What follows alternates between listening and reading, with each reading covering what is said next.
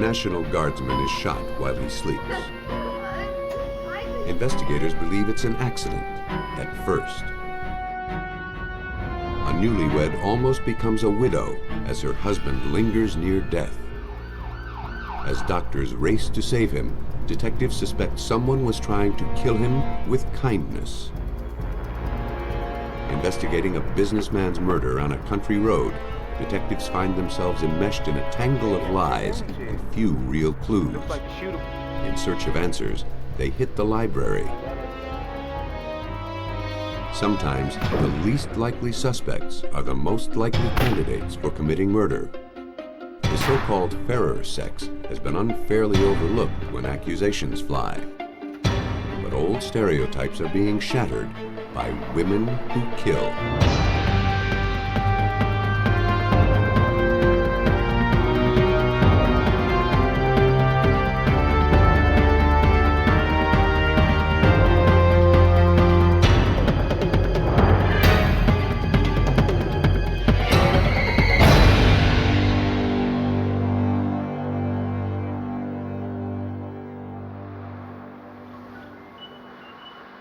Right now in the United States, more than 3,000 criminals sit on death row for murder.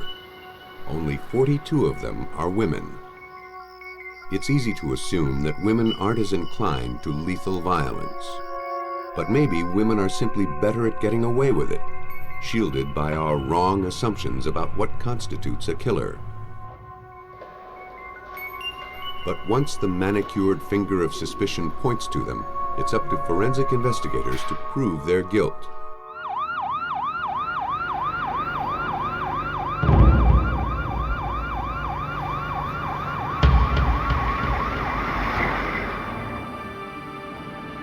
Early on February 1st, 1988, paramedics in the Durham County, North Carolina Sheriff's Office were called to the home of Barbara and Russell Stagger. There had been a terrible accident.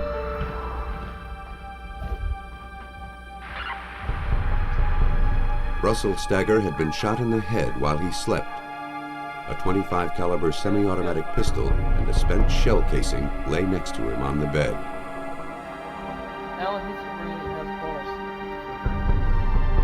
Through her tears, Barbara Stagger explained what happened. Groggy with sleep, she had accidentally fumbled with a gun used for protecting their home against burglars. She had brushed the trigger. The pistol had fired.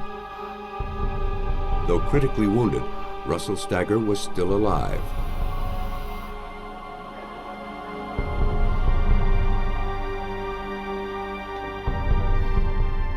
Doctors did everything they could for Stagger, but within hours, the grim prognosis was clear.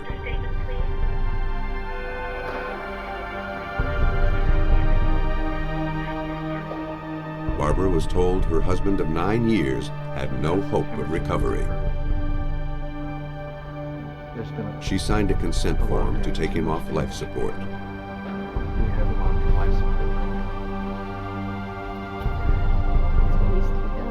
Russell Stagger died that afternoon without regaining consciousness. The whole community mourned his loss. Stagger had been well respected in Durham as the high school baseball team's head coach. Once, when the budget for bats and gloves was cut, he took a stand for the team and donated his own money to make up the shortfall. When Stagger wasn't defending his players, he was defending his country as a staff sergeant in the National Guard. Police were prepared to list his death an accident.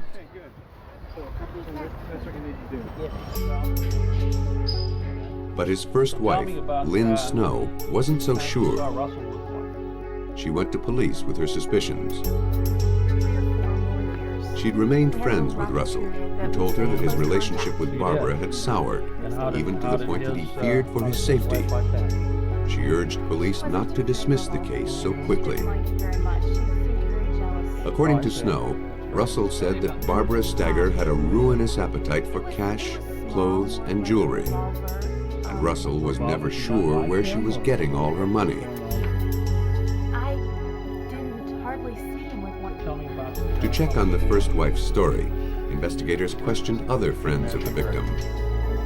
He received the best training. They learned from his fellow National Guardsmen that Russell Stagger was a firearms instructor and extremely cautious around guns.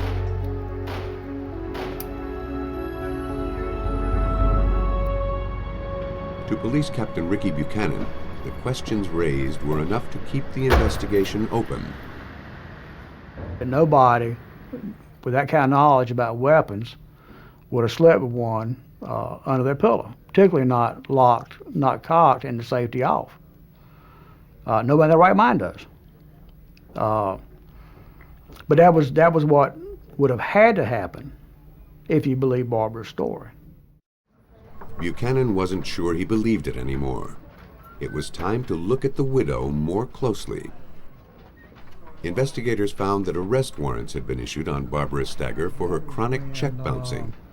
She had even forged her husband's name on checks and loan applications. But each time, she somehow managed to pay off her debts and dodge a conviction. Then she would borrow and spend even more, leading to ever more devious ways of getting the cash she craved. She'd written a book called Untimely Death about a man who accidentally killed himself.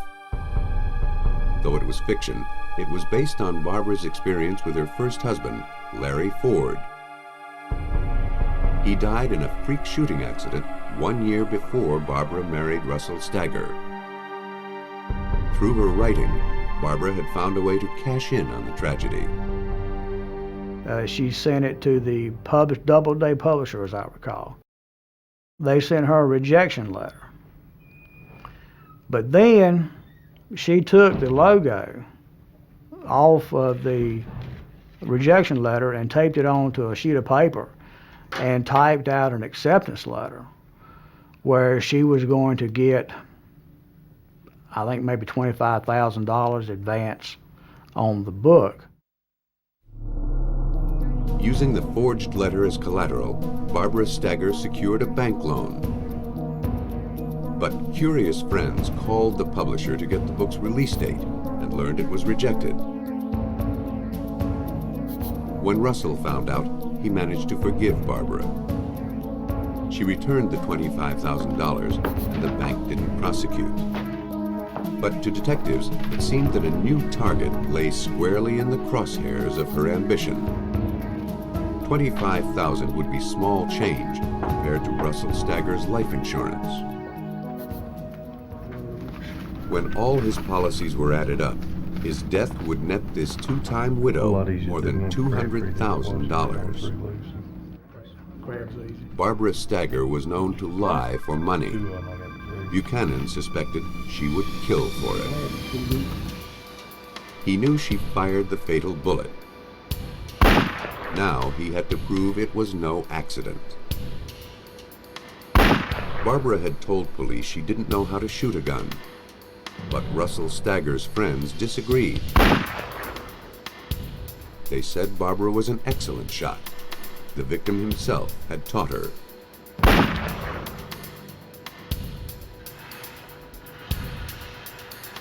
It appeared that his lessons may have been turned against him. Investigators knew that if they could find more inconsistencies in Barbara's story, they could build their case. They interviewed all the paramedics, police officers, and doctors who had heard Barbara's account of the accident. But no one had gotten the same story from her. She told paramedics she had reached for the gun when a barking dog made her think a prowler was near the house. She told someone else that her son's alarm had awakened her. 357? Yes, sir. Okay. When the gun had gone off, she'd been putting it away, lest her husband think the boy was a burglar. And I see him there. Barbara Stagger was spinning a tangle of lies even she couldn't sort out. But police had a plan to snare her in her own web. To catch a killer, investigators set an ingenious trap. To get Russell Stagger's widow to stick to a story, they asked Barbara Stagger to reenact the accident for them. Thank you very much. She was happy to oblige. Well, Mrs. Stager, When detectives asked if they could videotape the demonstration, Sure. she said yes once No problem. again. That's a big assistance. Thank you very much. She shot her husband on Monday, and she crawled back in that bed on Friday. And I really don't think a person under normal circumstances would do that if it were an accidental shooting. And she reenacted it for us. And with no emotion, no hesitation. I don't know how. This time, Barbara said that while in a sleepy haze, she had pulled out the pistol. Realized what it was. Started to get up, to get it out from under there. Heard the noise. Shocked. Couldn't figure out what it was. Sort of realized what had happened. Turned over. She put on her glasses and turned on the light. She cradled her husband's head in her lap, trying to revive him. When paramedics arrived, the victim still lay as if he were asleep, without ever having been moved. It was clear to authorities that Russell Stagger had received no first aid from his wife. In fact, between the time she phoned for help and the arrival of the paramedics, she had gotten dressed, all while her husband lay dying. After her taped performance, the only thing she wanted to know was how the insurance companies would know her husband's death was an accident. She wouldn't see a dime until such a ruling was officially on the books. Well, thank you. We're not... Detectives told her a little paperwork still remained. With that, they left. They had what they wanted on videotape. There will never, ever be another gun. I didn't give her any indication that she'd made me a happy man by any means. And when I left there, she was certain that it was going to be declared an accidental death. But I knew once she reenacted that we had her. Detectives studied the videotape of Barbara Stagger's reenactment with an eye toward finding inconsistencies. She had told them the gun had gone off while she held it low next to the bed. Forensic science told a different story. The bullet pierced the lower right portion of the victim's skull and struck above the left eye. Based on his position, this suggested that the gun was tilted downward. But the way Barbara described the accident, the bullet would have moved in an upward trajectory.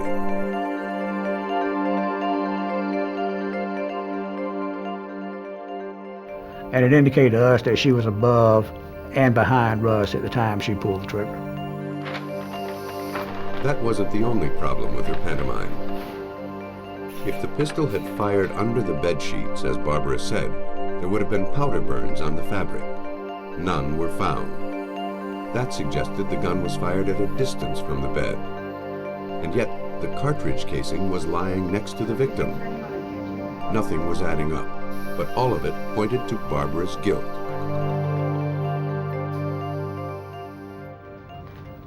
How are you? Fine. It didn't stop there. Police learned that within hours of reenacting the incident, she and two family members presented the victim's will for probate.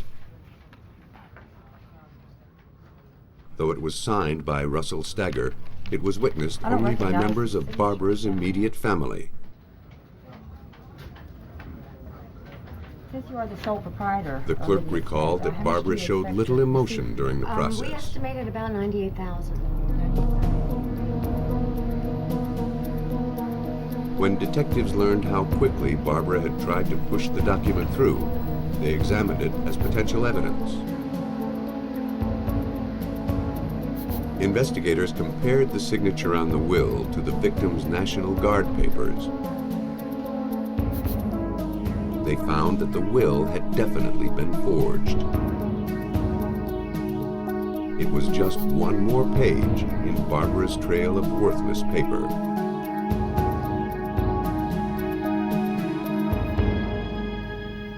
The inheritance and the insurance money may have been her motive for killing her husband, or she may have just been eager to cash in on Russell's accident. Police needed a more tangible clue to link her to the intentional murder of her husband. Attention focused on the curious proximity of the shell casing to the victim's body. The gun was taken to the North Carolina State Bureau of Investigation Crime Lab in Raleigh. Experts here evaluate more than 30,000 pieces of evidence annually for state, local, federal, and military law enforcement agencies.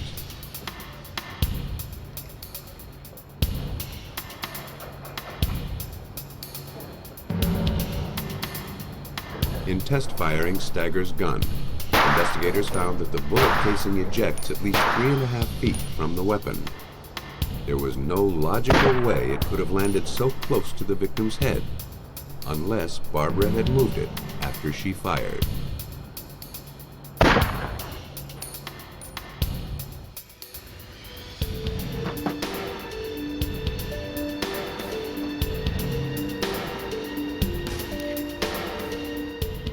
Police learned that similar questions were raised during the death investigation of her first husband 10 years earlier. According to reports at the time of her first husband's death, police noted that the position of the shell casing was suspicious, but it wasn't documented well enough to make a case for homicide. It looked like Barbara was up to her old tricks. This time, she wasn't going to get away with it.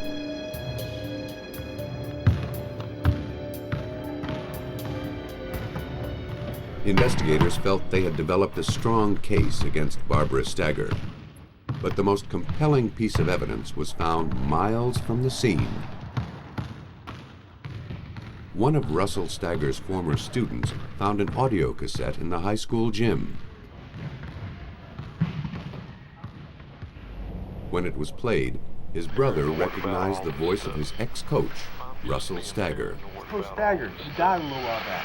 Sometimes I wonder if I'm just being paranoid about all Oh, man, what are you doing with that? Wait a minute, wait. Now, you said you had something They for took me the there? tape to police.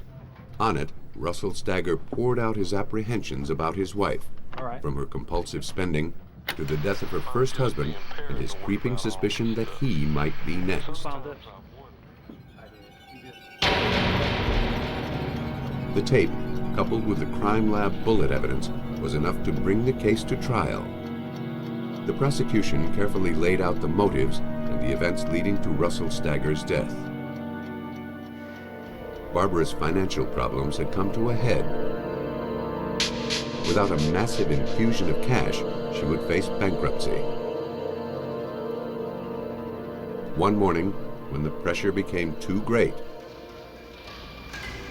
Barbara Stagger rose and took careful aim.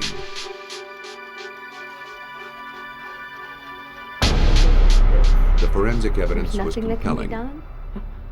The actual bullet trajectory did not agree with Barbara Stagger's story. Neither did the spent shell's ejection path. When the district attorney played the haunting tape of Russell Stagger's suspicions, it sealed Barbara's fate. Oh, it had traumatic impact. Hearing it in court, I mean, this is the first time that I know of that a homicide victim actually had his day in court and testified from the witness stand, because it was just as if Russ himself was there.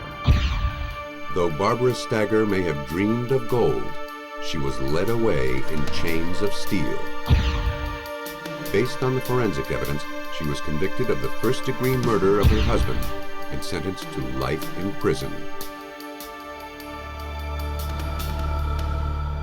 A shooting death leaves obvious clues behind, but killing with kindness can go undetected, sometimes for years.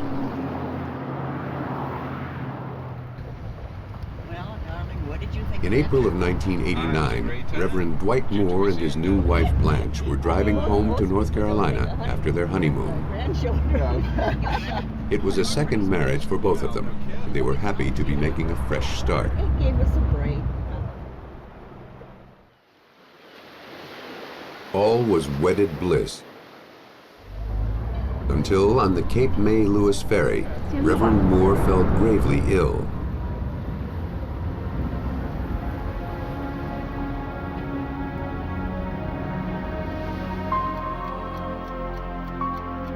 Blanche drove her husband home to Winston-Salem determined to nurse him back to health. Hello, sweetheart.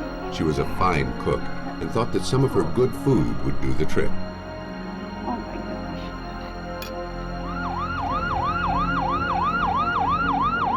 gosh. Despite her care, her new husband's condition grew worse. Finally, he was rushed to the hospital, suffering from severe abdominal cramps. His doctor believed he had come down with an intestinal flu. But the Reverend told him his symptoms began shortly after he'd cleaned his garage of old household chemicals. He believed that something there had made him ill. Or perhaps it was the chemicals he'd recently sprayed on his lawn. Doctors performed a series of tests to determine what he may have been exposed to. The results revealed a shocking level of arsenic.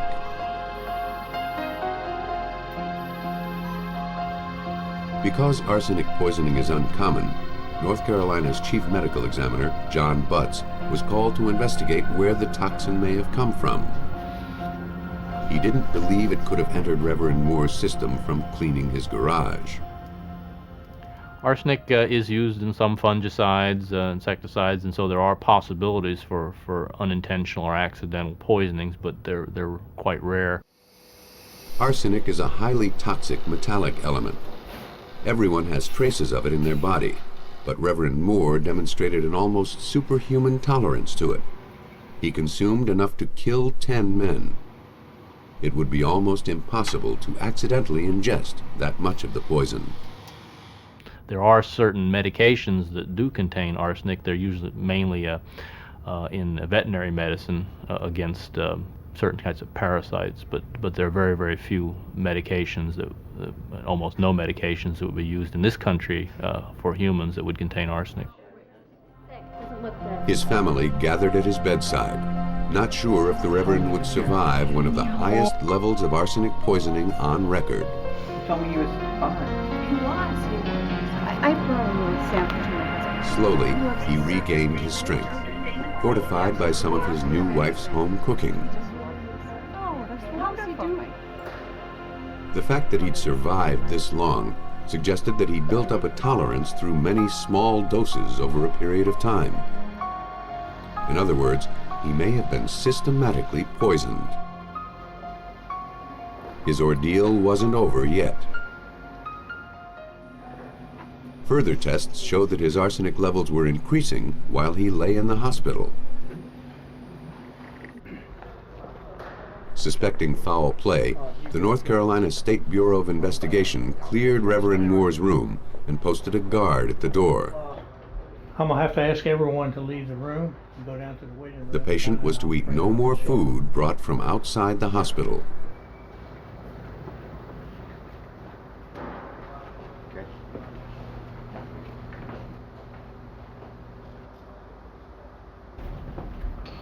Investigators had every indication that he was being poisoned by someone he knew, someone he trusted, perhaps even someone in his own family. Their first suspect was his son, a biochemist. He'd have the know-how to do it, but he didn't have the opportunity to administer the poison. This is with your new stepmom. While police worked to protect Reverend Moore, the hospital staff worked to cure him. He was treated with a chelating agent, a compound that bonded with the arsenic in his body to flush it out of his system. The treatment was as painful as the poison. Meantime, investigators interviewed him to determine some clue about who might have been poisoning him. As the conversation turned to his family, Moore described his courtship with Blanche. One detail caught the detective's attention. Blanche's previous boyfriend, Raymond Reed, had died of a disease with all the symptoms of a serious stomach flu, symptoms very similar to what the Reverend was suffering from. Was there anything Investigators else about, began to delve into Blanche's past. Any interest or I don't think anything so. suspicious? Oh, good morning, Blanche. How are you? She had met her former boyfriend, Raymond Reed, while working in the grocery store he managed. Didn't? No. They had been together for 15 years when Reed was diagnosed with Guillain-Barré syndrome, a debilitating nerve disease that attacks the spinal cord. It begins as numbness and can progress to paralysis and sometimes death. But another frightening aspect of Guillain-Barré is that it's the most common misdiagnosis for long-term arsenic poisoning. To test that theory, investigators requested Reed's complete medical records. While they waited, they collected a sample of Reverend Moore's hair to see how long he'd been poisoned. More if you take and close that one. Hair can be a very valuable substance for testing in cases of arsenic poisoning because as the hair grows, any arsenic that's present in the blood at that time will get deposited into the roots of the hair. How you doing? Like a modern-day Delilah, Blanche thought that by cutting her husband's hair, she'd weaken the state's case against You're her. gonna be the best-looking guy in the neighborhood. But when she brought her brother to the hospital to give Reverend Moore a close trim, she was too late. Investigators had already gathered the sample they needed. When Reverend Moore's hair was tested, it was polluted with arsenic from follicle to tip, meaning he'd been fed a steady diet of the toxin. He'd had 2 large doses 7 and 8 months earlier, in November and December 1988. He'd spent time in the hospital, but the poison went undetected. The same couldn't be said for Raymond Reed. When his medical records arrived, investigators made an alarming discovery. He'd been done in by a clerical error. At one point during his hospitalization, his doctors had ordered a test for heavy metals. But the results were temporarily lost in a blizzard of paperwork. In the interim, Reed died. 3 years later, when detectives were looking into Blanche Moore's past, doctors and police finally saw those results. Raymond Reed had been poisoned. It appeared that Blanche was seasoning her dishes with more than just sugar and spice. In North Carolina, investigators suspected that Blanche Moore was a serial poisoner. According to Forsyth County District Attorney Vincent Rabel, Moore had profited from the death of her boyfriend, Raymond Reed. She got him to put her into his will during the time that he was in the hospital being poisoned. She was almost destitute financially until Mr. Reed died. Very nice family. Detectives had only their suspicions to guide them. If Blanche had really poisoned Reed, the evidence was buried with him. Now, investigators literally had to dig for what they needed to make their case. Until this happened. Okay. Yeah, this is... Though arsenic poisoning is rarely suspected, it is easy to find once you know what to look for. The element lingers in the body long after it's finished its deadly work. The SBI got permission to exhume Reed's body. Well, the major trail that arsenic leaves is that it doesn't go away. Arsenic binds to the tissues. It's a heavy, described as a heavy metal. It's an element. It's sort of the ideal thing to have to go look for because it will be there. A large, recently consumed dose of arsenic will show up in stomach x-rays. Another telltale sign can appear as discolored bands running across fingernails and toenails. Reed's body bore these marks. The most accurate way to determine the presence of arsenic in remains is to perform the Reinsch test. In the medical examiner's office, tissue samples were taken from the body of Reed. The samples were then dissolved in acid, and a copper wire was placed in the resulting solution. If arsenic is present, it will attach to the wire, turning it black.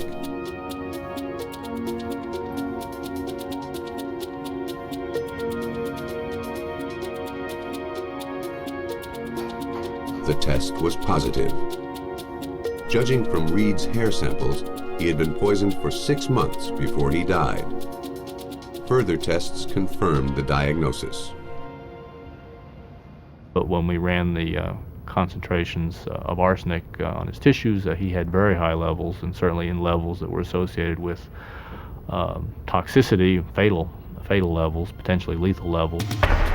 Investigators now had 2 poisoned men, and one of them was dead. The only link between them was Blanche Moore. To Blanche's friends, this appeared to be a run of bad luck. But to detectives, Blanche seemed very lucky indeed to have dodged suspicion for so long. Once Reed had gone on to his reward, Blanche inherited hers, $80,000. But Reed wasn't necessarily her first victim. Investigators learned that 13 years before Reed's illness, her first husband, James N. Taylor, also died a mysterious, lingering death. His body was exhumed. It, too, tested positive for arsenic poisoning. The pattern was irrefutable. In Blanche's world, it appeared that the way to a man's heart and his money was through his stomach. Yes. But Blanche's current husband, Reverend Moore, was even bigger game. His insurance and assets made him worth $250,000 dead. But she couldn't collect it yet. Reverend Moore was still fighting for his life. Doctors usually do not suspect poisoning until it is too late. But unlike Taylor and Reed, Reverend Moore lived to count his blessings. The forensic evidence helped agents follow Blanche's well-worn trail of murder. She lured her victims to their deaths, pretending to nurture them during their moment of need. Blanche kept bringing food to Reed until she killed him. My sweetheart, I brought you your favorite dessert. Doubtless, she had planned to serve Reverend Moore the same fate. Your favorite dessert. Even though the minister's health no longer hung in the balance, the state's case against his wife certainly did. Good? They needed to prove she was a serial That's the best poisoner. thing I've had in a long. And we were very much concerned that she would weave her web of deceit and charm with the jury and convince them that she was not to blame.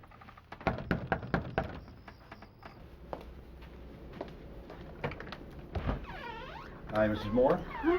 Hi, Detective. Starting with her arrest for the murders of James Taylor and Raymond Reed, she refuted all charges, claiming she was the victim of a massive conspiracy. Not me. You have the right to talk to a lawyer and have him present with you. When she took the stand, she denied bringing any food outside the hospital and accused many nurses and doctors of lying about her and accused them of falsifying medical records that were created at the time, which reported that she was feeding the patients food from home. More than 50 witnesses from several hospitals clearly remembered Blanche's facade of kindness and her culinary largesse. In truth, Blanche had been cooking like a fiend. Her own testimony cued the jury that she was lying. But it took careful forensic analysis of all the evidence to prove it. Do you want to know a little bit about Blanche the background? Moore was convicted of first-degree murder for poisoning Raymond Reed. Since you've given me all this. She was also indicted for assault with a deadly weapon upon Reverend Moore. I am a suspect. He survived the attack and was soon divorced from his murderous bride. But Blanche Moore was fated to get a dose of her own medicine. The judge sentenced her to death by her choice of poison gas or lethal injection.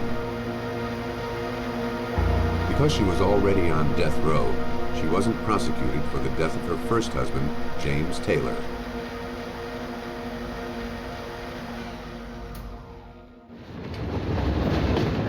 "60% of women who kill use poison.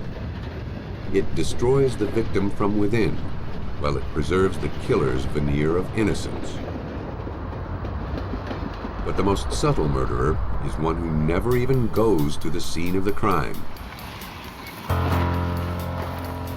On January 21st, 1992, a difficult land and air search for a missing man near Kinston, North Carolina, came to a gruesome end. Authorities had finally found the body of Billy White, a successful life insurance salesman. He had been gunned down next to his van on a lonely dirt road. The victim's pockets were turned inside out. His wallet was empty. At first glance, robbery appeared to be the motive. State Bureau of Investigation Special Agent Ken Raper was called to the scene. He didn't have much to go on.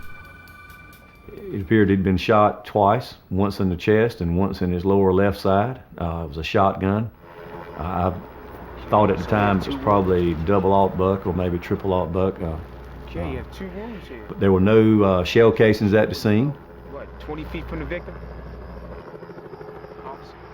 The only clue left behind was a single tire track in the mud near the victim's head. It was carefully photographed from all angles for comparison in case a suspect's car was found.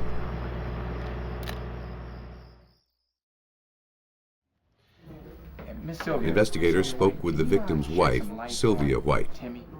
She told them she believed her husband was killed on his way to see a new client. Businessman. Sylvia sometimes worked as her husband's secretary. She told police that a man named Timmy Connors had called her about buying a large insurance policy. She had referred Connors to her husband so he could close the sale. It was well known that Billy would drive anywhere to meet a client. His eagerness might have led him to his death. He was a nice guy, a little bit quiet. Police Sort of interviewed kept the to victim's himself, went off a lot co-workers. to work with his clients, so he wasn't around that much. None had ever seen Connors, Yes, I am. How can I help you? and Sylvia's only contact with him had been over the phone. Mr. White had the opportunity to talk to him. It I wasn't know much to go Sylvia on, White- but the mysterious client was the only lead police had. The SBI reached out to the community for tips through television and newspaper ads. Before long, an anonymous informant called the police with a tip. He told them that a thin, long-haired carpenter had been soliciting people to murder Billy White. The informant told them the construction site where this person worked, but he didn't know the man's name. What are you working on? Investigators went to the construction site, but found no one who matched the description. At the same time, investigators worked with local law enforcement to go through mugshots, hoping to make an ID. How you doing, Jay? What's going on? Hey, Joe, I need you to proof some of these. Police learned while interviewing members of Sylvia White's family that she had hired a man named Linwood Taylor to do some work for her. Taylor's mugshot matched the description. Investigators also found that he worked at the job site mentioned by the informant. Taylor was called in for questioning. At first, he denied knowing the Whites, but investigators knew that was a lie and told him so. Eventually, he confessed to committing the murder. He said the motive was money. He was hired to kill Billy White. Miss White? He admitted that the person who planned the whole thing was Sylvia White. SBI agent Eric Smith was present at Taylor's interview. He said he had known Sylvia White for about a year, and that during that time she had told him stories of her husband's poor treatment. He had abused her and things of that nature. Mr. Taylor said he developed a lot of sympathy for Miss Sylvia White, but at this time when we interviewed him, he said a lot of the stories or scenarios she had given him, he didn't believe any longer. Taylor alleged that Sylvia had offered him $20,000 and a minivan if he would kill her husband. He said he would do it, but couldn't muster the courage. Sylvia grew impatient. Then she divulged a secret to him. She basically told him if he couldn't do it, she'd do it herself, that she had done it before, and she had had a stepchild that she felt wasn't right, so she put a bag over its head until it stopped breathing. The death of Sylvia's stepson 10 years earlier had been attributed to an accident. If Taylor's allegations about Sylvia were true, then the grieving widow would be unmasked as a cold-hearted killer who would stop at nothing to achieve her ends. She came to me. Now they had to gather tangible proof that she was involved in the killings. For what? $3,000. Yeah, I've got Baston coming up here. Yeah, In Taylor's confession, he told police that his uncle, Ernest Basden, was also involved in the murder of Billy White. Mr. Baston is here. Hello, Mr. Baston. Thanks for coming in. Okay. Why don't you have a seat? Basden was called to the station. With Mr. Taylor yesterday. And, At first, he denied killing the insurance He salesman. comes back, and then he... But then, like his Gives me this nephew, ring. he realized that honesty is the best policy. He too confessed to the killing. He told investigators that he had pulled the trigger himself. He had needed the money, Sylvia White's money. Now, police had two independent confessions, and both of them implicated the victim's widow. Her money had paid for her husband's assassins, but it couldn't buy their silence. Agents still had to back up the confessions with solid evidence if they were to build a case against Sylvia White. All they had to link the men to the crime were the tire tracks lifted from the scene. A search warrant was obtained to examine the tires on Linwood Taylor's cars. They towed a Cutlass and a Camaro. And when I arrived, I walked over and looked at the tire treads, the tires themselves on both vehicles, and then determined that we need to take the ones off of the Camaro. That they indeed were consistent with the tread design that I had observed at the scene that day. An SBI laboratory examination of his tire treads confirmed that Taylor's car had been at the scene of the murder. Next, detectives went to Taylor's house, where they uncovered treasure among the trash. At Taylor's house, the crime scene investigators went out, and what they found was a trash pile in the rear where trash had been burned, and they were able to discover the remaining portions of several shotgun shells in the fire. The plastic portion had been burned, destroyed, but the brass casing was still there. Presumably, these were the spent shells missing from the murder scene. The SBI seized the shells for analysis, but they still didn't have the murder weapon. Taylor and Basden said they had cut up the shotgun with a hacksaw, embedded it in a bucket of cement, and hurled it off a bridge. We went out to the Neuse River area, and the divers went in the water, and within 5 to 10 minutes, they had located the bucket on the north side of the bridge, just as Mr. Taylor had described, filled with cement. Now, police literally had concrete evidence to support Taylor's story, but they still had to prove it was the murder weapon. Because it could no longer be fired, similar guns were test-fired at the SBI lab. Ballistic tests verified Taylor's story about the distance from which White had been shot. Taylor and Basden were now firmly implicated. But connections between Sylvia White and the conspiracy were still weak.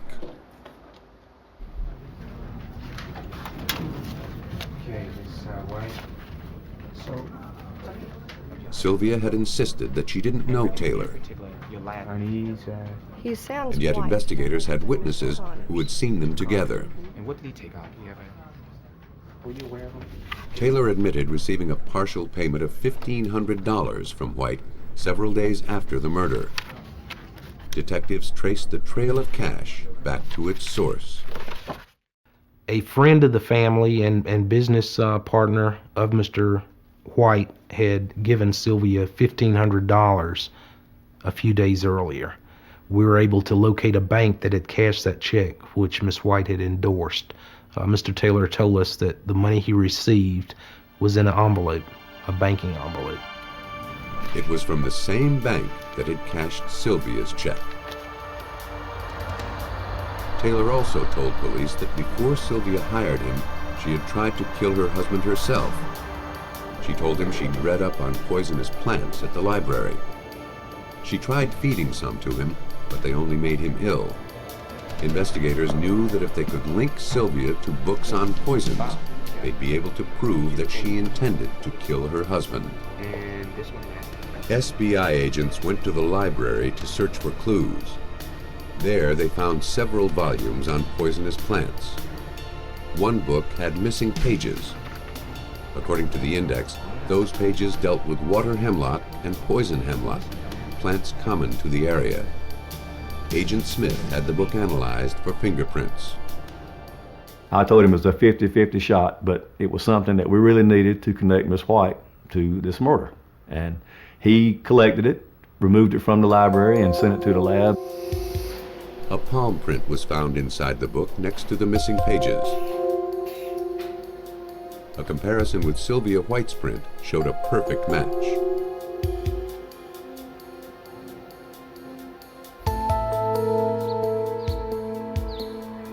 Step by step, the State Bureau of Investigation built their case against Sylvia White and her co-conspirators. The evidence in this case from our SBI laboratory conclusively tied Linwood Taylor's vehicle to the crime scene. The story provided by Sylvia White to Linwood Taylor about Timmy Connors were able to corroborate through interviews. The final item was Sylvia White's palm print in the book on poisonous plants in North Carolina that conclusively tied her to the book. The collected evidence positively implicated Sylvia White in the death of her husband. As the forensic evidence was pieced together, the full conspiracy came out. Basden said that his nephew, Linwood Taylor, had approached him about the murder at a party in October of the previous year. But the offer fell on deaf ears until Basden fell on hard times. In January, he agreed to do the job for money.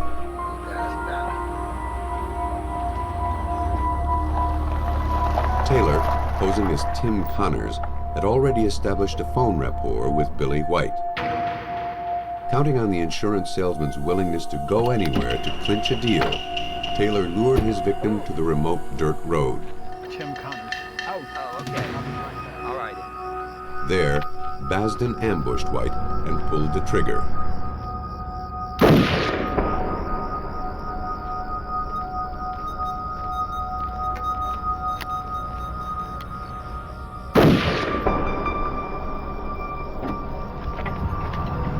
They took the salesman's cash and collected the spent shell casings. Then they fled to Taylor's house, where they burned the shells and their clothing. But there was still more evidence to destroy. Taylor sawed the shotgun into pieces and embedded them in the cement. Then they ditched the gun in the river.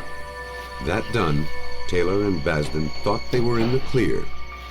But investigators caught up with them, and with Sylvia White. The case against the widow was now solid, but even so, Sylvia White may have gotten away with murder after all, at least so far. To strengthen their case against her, the SBI checked Taylor's story that Sylvia had smothered her stepson 10 years earlier. We exhumed the body and transported it to Chapel Hill, and the results of that medical examination revealed injuries to young Billy White that had been sustained prior to his death, for which there was no documented medical treatment. One of those injuries was a fracture to the skull. A plastic bag was also found in the child's windpipe. The victim was clearly murdered. Before the trial for her husband's murder commenced, Sylvia White was convicted of the murder of her stepson. She received a life sentence. But she wasn't out of the woods. With Linwood Taylor's confession and the forensic evidence that backed it up, Sylvia White had no defense. In 1993, she pleaded guilty to second-degree murder in the death of her husband and was sentenced to another life term plus 10 years. Linwood Taylor and Ernest Basden also were convicted of first-degree murder. Taylor got life. For pulling the trigger, Basden was sentenced to death. Sylvia White took a businesslike approach to killing her husband. She hired someone else to do the work for her, leaving herself one step removed. Blanche Moore and Barbara Stagger had other techniques for distancing themselves from their crimes. Blanche Taylor Moore posed as the nurturing figure as she fed poison to her victims. And Barbara Stagger killed through feigned incompetence, staging her murders to look like tragic accidents. In each case, forensics told a different story. Women may not be as outwardly violent as men, but they can be as effectively lethal. Police are just now starting to notice it. But whether a killing is stealthy or obvious, discreet or bloody, when forensic science is brought to bear on the case, the odds of bringing a female murderer to justice are equally good.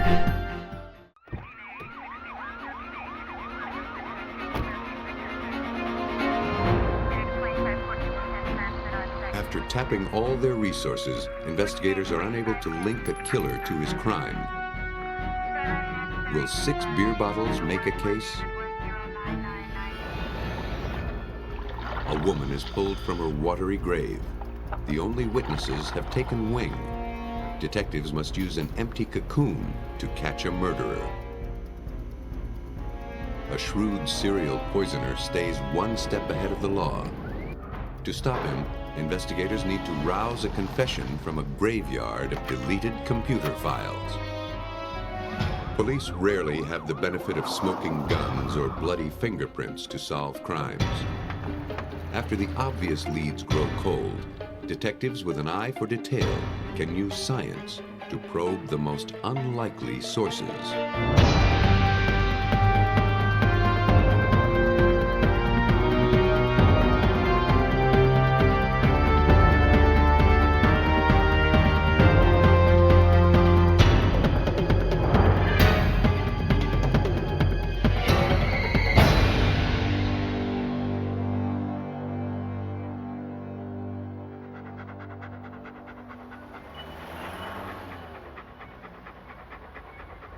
November 1996, Friday the 13th. A man and his dog took their usual morning stroll past the soccer fields at the YMCA in Columbia, South Carolina. But on this day, something stopped them in their tracks. What he thought was a childish prank turned out to be frighteningly real. Face down in the grass lay the motionless body of a woman. Her hair was covered with blood. Authorities confirmed that the woman was dead, shot several times in the head at close range. Using her body temperature as a gauge, they estimated that she had died just hours before, sometime between 3 and 4 that morning. Investigators scoured the grass. Not knowing what might yield a clue, they photographed and collected all the litter found around the body. The shoulder pad from a woman's blouse might have been ripped out during a struggle. An empty purse pointed to robbery as the motive. 2 empty beer bottles could hold a killer's fingerprints. It was too soon to tell. Expanding their search, police found evidence of more immediate value. 3 shell casings and 2 spent slugs.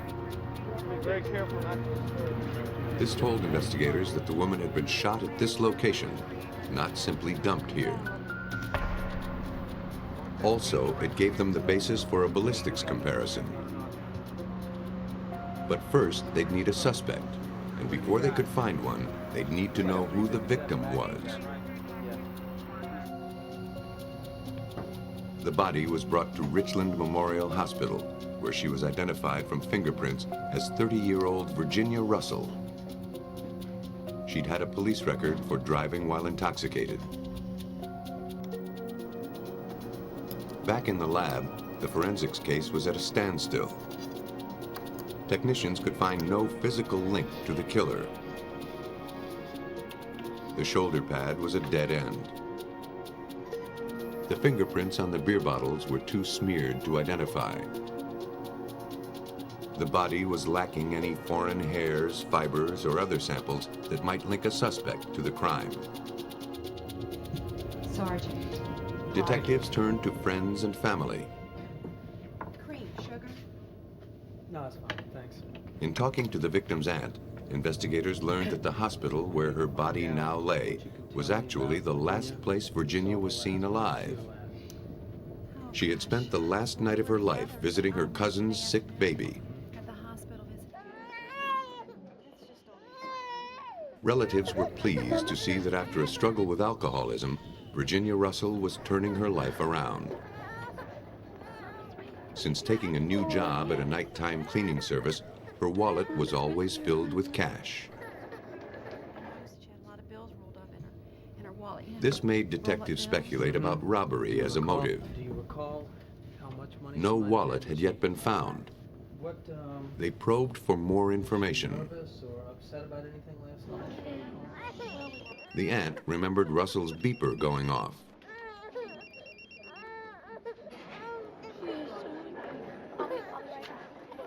When Russell returned the page, she was overheard taking directions to an address in the neighborhood of Olympia.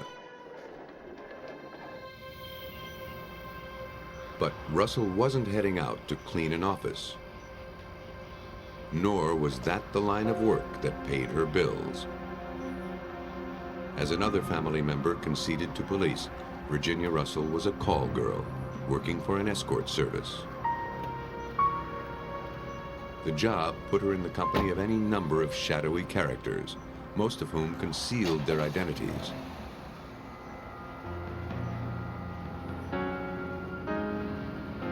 With such a suspect list, the case would be challenging, if not impossible, to solve. But police caught a break. The day after the body was discovered, they found her car in a parking lot in Olympia. There was blood on the console. In the back seat, inside its carrier, was a single bottle of Michelob Light, the same brand found near her body. The car was towed to the police lab, where technicians searched for fingerprints, hair, and fiber. They found nothing. They took blood samples from the dashboard. It matched the victim's blood type. Russell must have been shot at least once while in the car. Detectives had come a step closer to piecing together the actual crime, but they were nowhere in their manhunt. When Sergeant Andrew Caldwell of the Richland County Sheriff's Office learned about the murder, he suspected that it wasn't an isolated incident. He was puzzling over a rape case at the time and wondered if the same brutal individual could be responsible for both crimes. His theory was based on more than a hunch.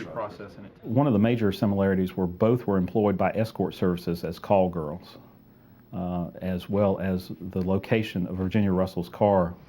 Virginia Russell's vehicle was found within eyesight of the apartment where the sexual assault had occurred earlier. If Caldwell could solve the rape case, he might catch a killer in the process. On the evening of November 10th, 3 days before Virginia Russell's death, a 20-year-old call girl was dropped off in Olympia by a driver from the service. She was to meet a man who said his name was Daniel Davis. The man attacked her almost immediately. If she wanted to live, he told her, she'd have to comply with his every whim.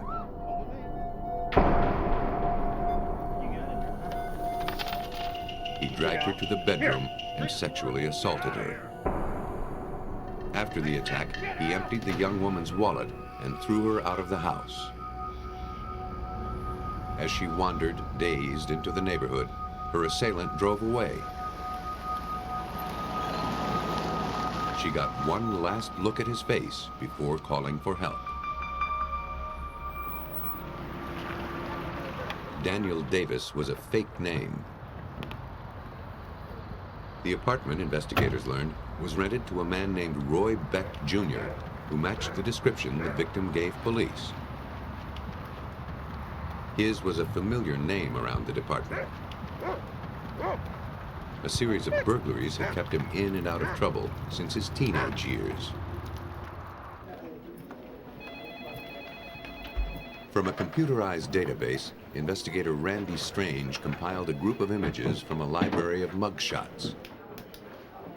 By bringing up the specifics of the suspect as far as age, race, height, hair color, the computer automatically gives us possible candidates that match the suspect. Like Roy Beck, all of the men were in their mid-20s, around 5'5", with dark hair. From that lineup, the victim identified Roy Beck Jr. as her attacker. Officers went to Beck's apartment to arrest him for the attack on the call girl, but he was one step ahead of them. They found the place abandoned and in disarray. The power had been turned off. Beer bottles and other garbage were strewn on the floor. Armed with a search warrant, investigators combed through the mess, looking for clues linking Beck to the rape. They found ammunition for various guns. Detectives thought they had found a positive link between Beck and the murder of Virginia Russell. But none of the ammunition matched the fatal bullets. Investigators directed their energy into finding Beck. To get their hands on him, they set up a sting. They obtained an arrest warrant for the sexual assault, then contacted Beck's old girlfriend. We were able to persuade her into helping us find him. She paged him and he returned the page and asked for her to come pick him up at an apartment complex in town.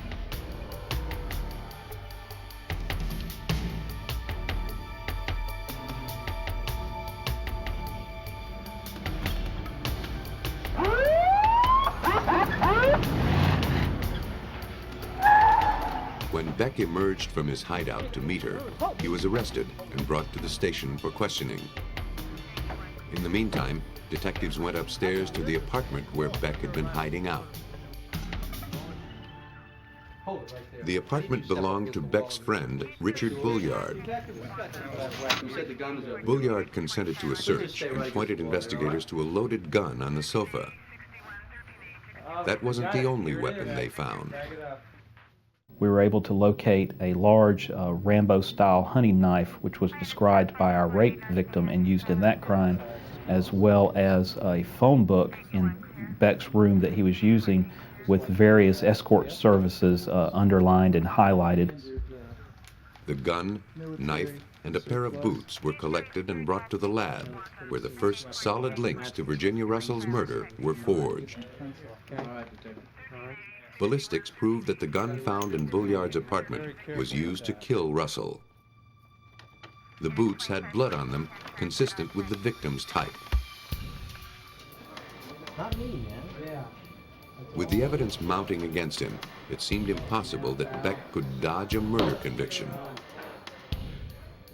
But he did his best to wriggle out of it by laying the blame on his friend, Richard Bulliard. The gun was in fact registered to Bulliard, and, Beck argued, the boots belonged to him too.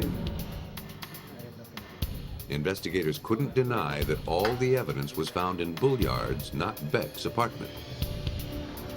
Investigators were at an impasse. The rape victim's testimony had established Beck's violent pattern of call girl solicitation and robbery, but that evidence was circumstantial at best. Without tangible clues, investigators had no way of proving beyond reasonable doubt that Beck had ever been with Russell, or that he, and not Bulliard, had fired the gun. With the case crumbling before their eyes, detectives had to gamble on a long shot.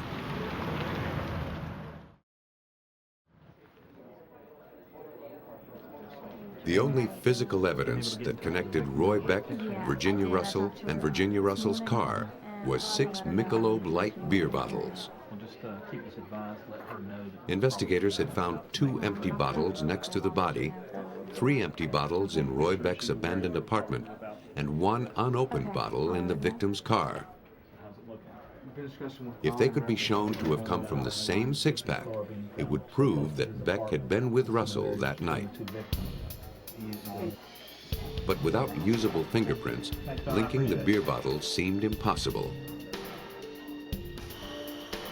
Anheuser-Busch distributes almost 200 million bottles of Michelob Light each year. Finding a connection between the 6 bottles seemed remote. Without it, Roy Beck would go free. To tie a murderer to his crime, detectives in South Carolina had the improbable task of proving that 6 bottles of beer came from the same six-pack. For help, they turned to the Anheuser-Busch bottling plant in Williamsburg, Virginia. In turn, Mark Landers, manager of quality assurance, relied on a coding system the company had adopted just that year. The code in question was 17 October 96, and the other 4 characters were WF58. The first part of the code showed that the beer was bottled on October 17, 1996.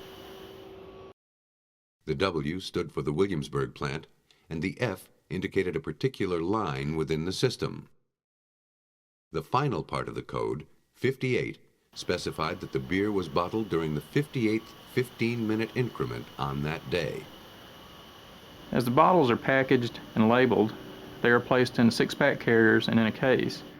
All of the bottles produced during a 15-minute time period will contain the same exact code. In Landers' expert opinion, the beer bottles in Beck's house had come from the same carrying case as the bottles found near the victim. It was an irrefutable argument that locked Beck to his crime.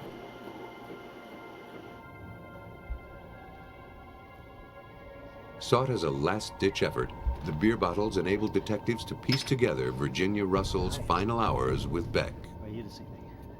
After leaving the hospital, her escort service sent her to Beck's home, where they drank the first 3 beers from the 6-pack. Police surmised that when Virginia stepped out of the room, Beck discovered the stash of money in her purse.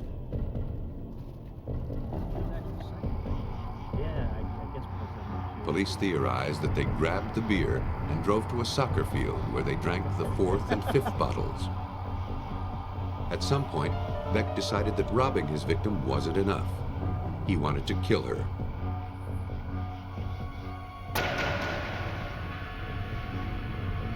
He shot her in the head, dragged her out of the car, and shot her twice more. He then drove away, abandoning her car within walking distance of his apartment. He left behind the final unopened beer, and with it, the clue that experts needed to link him to the crime. I remember during the testimony, Beck's defense attorney listening to this testimony, putting his head in his hands and shaking as if he didn't know how to recover from this very damaging testimony that was occurring. And it was at that point I really felt good about the case and knew that we had Beck and he would probably be convicted.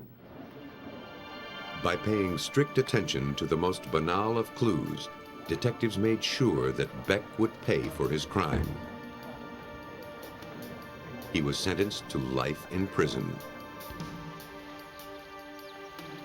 Sometimes it's not the evidence that's so improbable, but rather the unlikely way in which it's found. In western Michigan, the cool, brisk current of the Muskegon River is a popular summer attraction for canoers, fishermen, and inner tubers. But in June of 1989, its peaceful waters divulged a violent secret.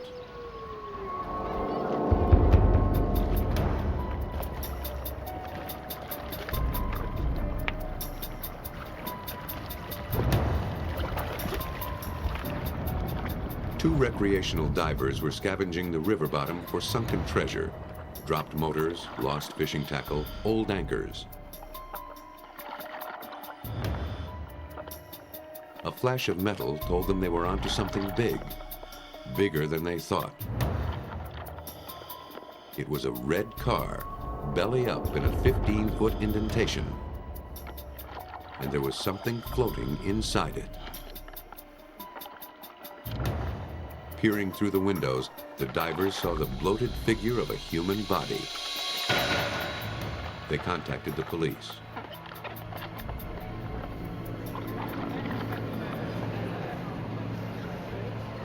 As the car was removed from the water, authorities and spectators could only wonder at the identity of the body inside, how the car had gotten into the water, and for how long the river had concealed this dismal grave. A fully clothed woman was removed from the car. Despite having been submerged in water, the remains were well preserved. Investigators searched the body and the vehicle for identification, but all they found was mud, insect larvae, and cocoons. The body was taken to the medical examiner's office. In the meantime, investigators searched the area, trying to figure out how the car got into the river. The vehicle had little body damage. The nearby overpass showed no indication of a car accident. Galen Brookins, the chief of police from nearby Fremont, looked for other points of entry. One of the theories that we had entertained was that it was possible for motor vehicles to come down this trail, which other vehicles obviously had, and to end up in the river at this point in a very straight trajectory. The strong current had carried the car to the other side of the pilings, where it finally settled in a deep ditch. Because the car had landed in a deep ditch, it was impossible to see it from the surface. Detectives hoped that the autopsy would disclose the secrets that the river had kept hidden. The medical examiner had two tasks: to help identify the body and to find out how she died. Dental x-rays and fingerprints were taken in the hopes of giving a name to this Jane Doe. Head wounds pointed to the cause of death. This woman didn't die in a car accident. She had been struck at least 6 times with a hard, blunt object. The medical examiner could also determine that she was dead before she went into the river. Someone had tried to conceal her body by pushing her vehicle into the murky depths. While the autopsy was being performed, police ran a search on the vehicle identification number. They learned that the car belonged to David Smith, a nursing home employee who lived not far from the Muskegon River. The discovery of the car and disclosure of David Smith's name raised eyebrows at the nearby Fremont Police Department. 9 months earlier, on October 2nd, Smith had paid a visit to the station. He came to report his wife missing. At the time, police suspected nothing more than a typical domestic dispute and a spouse who was blowing off some steam. He and his wife had had a disagreement, and she had left on Friday evening, September 30th, and that he had not seen her since that time. Smith told police that his 5-year marriage to Hai Yan, a Korean national, had turned sour. After their latest screaming match, she threw a plate at him, then climbed into her car and drove off. After the officer had interviewed him, he had indicated that he should take and contact relatives and friends and try to determine if any of them had heard from her and then report back to our department. Her family's back. Is that where you want to get your two? But months passed without any follow-up from David Smith, nor any sign of the missing woman or her car. When detectives checked up on Smith, they were surprised at what they found. Police learned from interviews with friends and family that Smith was hardly acting like a grieving spouse. Just 4 days after reporting his wife missing, he had filed for divorce. He'd been actively dating since and wasted no time in pawning Hai-Yan's jewelry. Clearly, Smith didn't expect to hear from Hai-Yan ever again. Though his behavior was suspicious, it was not illegal. The situation had all the ingredients of a homicide, except there was no body. Police were determined to find Hai-Yan, dead or alive. In February 1989, 4 months before the body was recovered, Brookins turned to the Michigan State Police for help. State police worked the phones, contacting friends of the missing woman in the U.S. and Korea. No one had seen or heard from her since September. Now missing for 5 months, investigators were losing hope that Hai-Yan would ever surface. As he proceeded with telephone interviews, Detective Richard Miller of the State Police uncovered a lie. Though David Smith told law enforcement that he had heard nothing from Hai-Yan, he told several friends a different story. Mr. Smith had made statements during her absence that he knew she was alive and well, that she had contact with some mutual friends and other parties. But investigators found no one to confirm Smith's story, and he refused to take a lie detector test. Then, 5 months later, on the night of June 23rd, the suspect's car was pulled from the Muskegon River with a dead woman in it. The waiting was finally over. Having found the body, detectives secured a search warrant for David Smith's home, which he now shared with his new girlfriend. Technicians scoured the house, searching for the tiniest shred of evidence that might tell them whether a crime had happened here. The odds of finding anything were slim. But it had been almost a year since Hai-Yan's disappearance, and there was no guarantee that this was even the scene of the crime. Investigators used an alternative light source to search for clues a killer wouldn't think to clean up. This searchlight penetrates paint layers, making it easy to find the remnants of blood. The beam highlighted some smears on a kitchen wall, and below them, police found what they were looking for. Behind a freezer, minute traces of blood spatter stained the wall. The crime lab personnel further expanded their search in the immediate area, and by removing molding along the wall, we discovered a large area of contamination from human blood. They believed this to be the scene of attack. From the pattern of the blood spatters, investigators were able to corroborate the medical examiner's findings. Someone had been beaten numerous times with a blunt object. From the amount of blood under the floor, it was likely that the person had been fatally wounded. But detectives faced a big problem. They were able to eliminate David as the source of the blood, but there were no records of Hai-Yan's blood type. She had been in the water too long to determine it from her remains. DNA tests at the time also were not sensitive enough to be of use. Someone had been severely beaten in this kitchen, but detectives couldn't yet make an airtight case for murder. To arrest Smith, investigators needed some hard evidence to link him to Hai-Yan's murder. In order to nail their suspect, police hoped to trap Smith in his own lies. He had told several people that he knew Hai-Yan was alive as of January. If police could prove that she'd been in the water prior to then, they'd be able to prove that Smith had intentionally concealed the crime. But they had a major obstacle to overcome. We were able to show the cause and manner of death, but we were not able to determine by her state of preservation exactly when she died. Miller had an idea.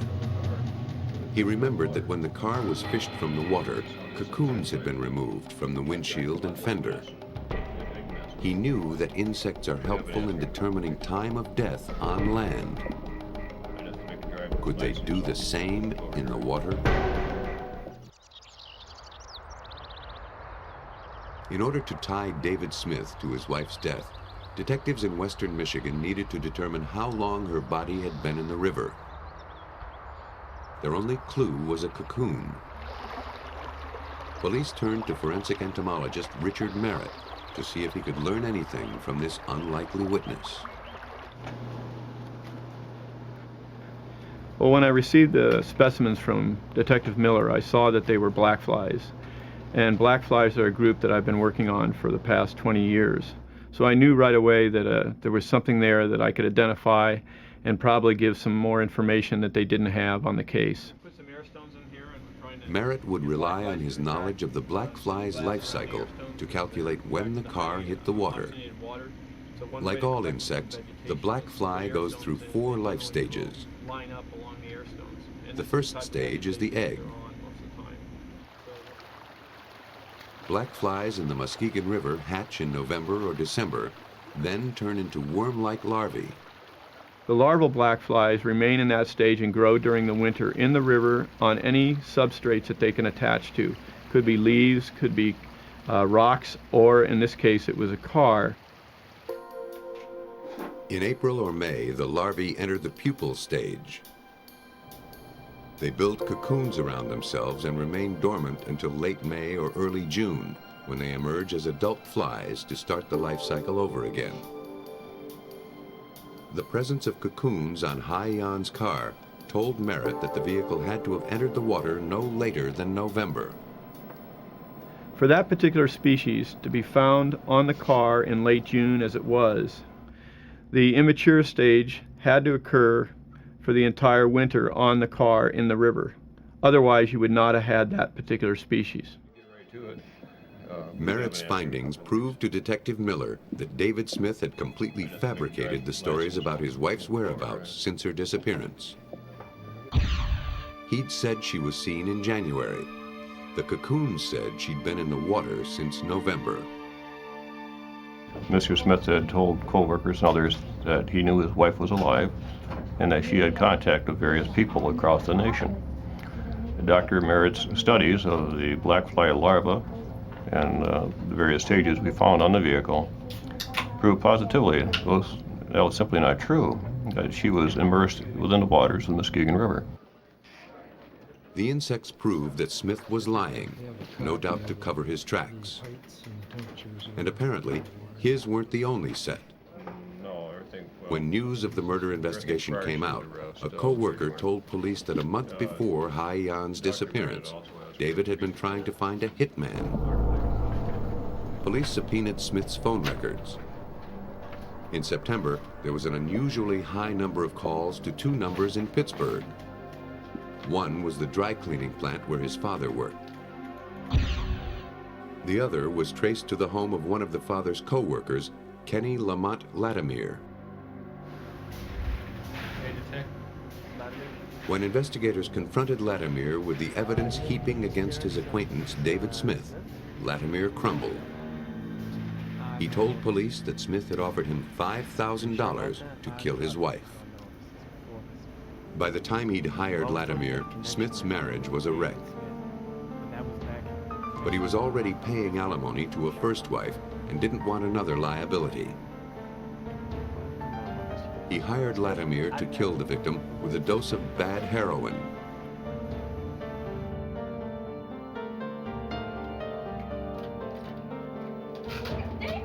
But the plan didn't work, so Smith beat her to death with a wooden statue. Smith and Latimer then put her into her car and pushed it into the river.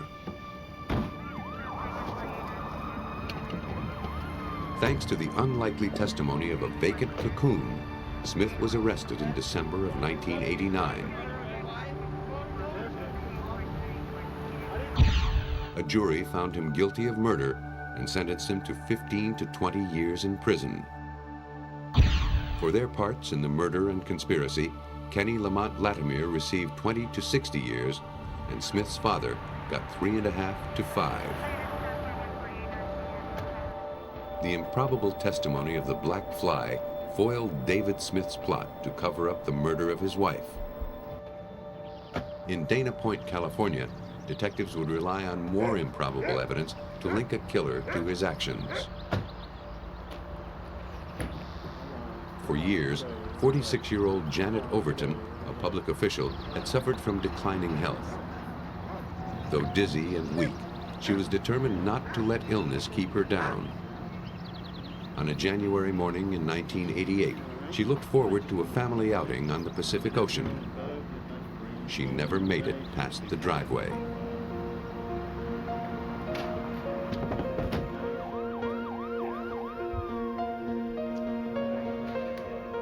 Janet's husband, Richard, summoned paramedics. But Janet was beyond help.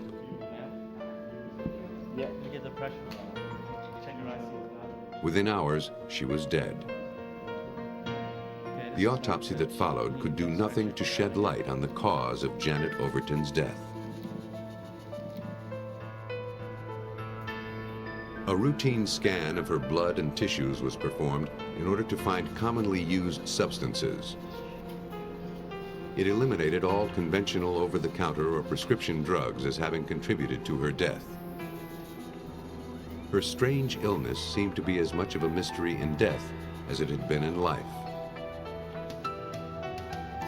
For 4 years, Overton suffered from weight loss, stomach aches, tingling in her fingers, and a rust-colored rash.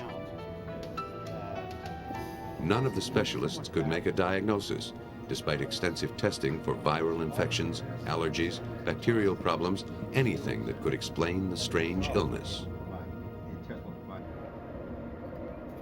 Toxicologist Paul Sedgwick was called in. They were completely baffled. They checked right and left. There are stacks of records, a couple feet high, and from whatever I can see, they never did find a specific cause for any of the symptoms that they found. All they knew was that Janet Overton had been ravaged from the inside out. After her death, blood and tissue samples were put into storage at the coroner's office. The body was cremated. Her death might have remained a medical curiosity, but then a tip phoned in to Lieutenant Tim Carney of the Orange County Sheriff's Department turned it into a homicide investigation. 6 months after Janet Overton's demise, Richard Overton's first wife, Dorothy, told officers to take a good look at her ex-husband's past. Her daughter had made an odd discovery while visiting Overton's home. While going through some of Richard's things, she found a syringe, rubber gloves, and a tube of mascara.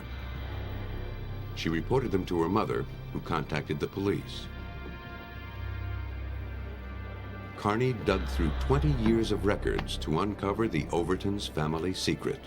Dorothy Boyer told us that after her divorce from her husband around 1967, that there was a series of years where she suspected her husband had been poisoning her. Like the second Mrs. Overton, Dorothy's health declined between 1967 and 1973. She would become violently ill without explanation. She was dizzy. Her mouth tasted of metal. One day, she noticed a strong sulfuric smell coming from her shampoo. The same odor emanated from some of her food. She began to suspect that Richard, who had access to her house even after their divorce, was trying to kill her. To find out for sure, she laid a trap.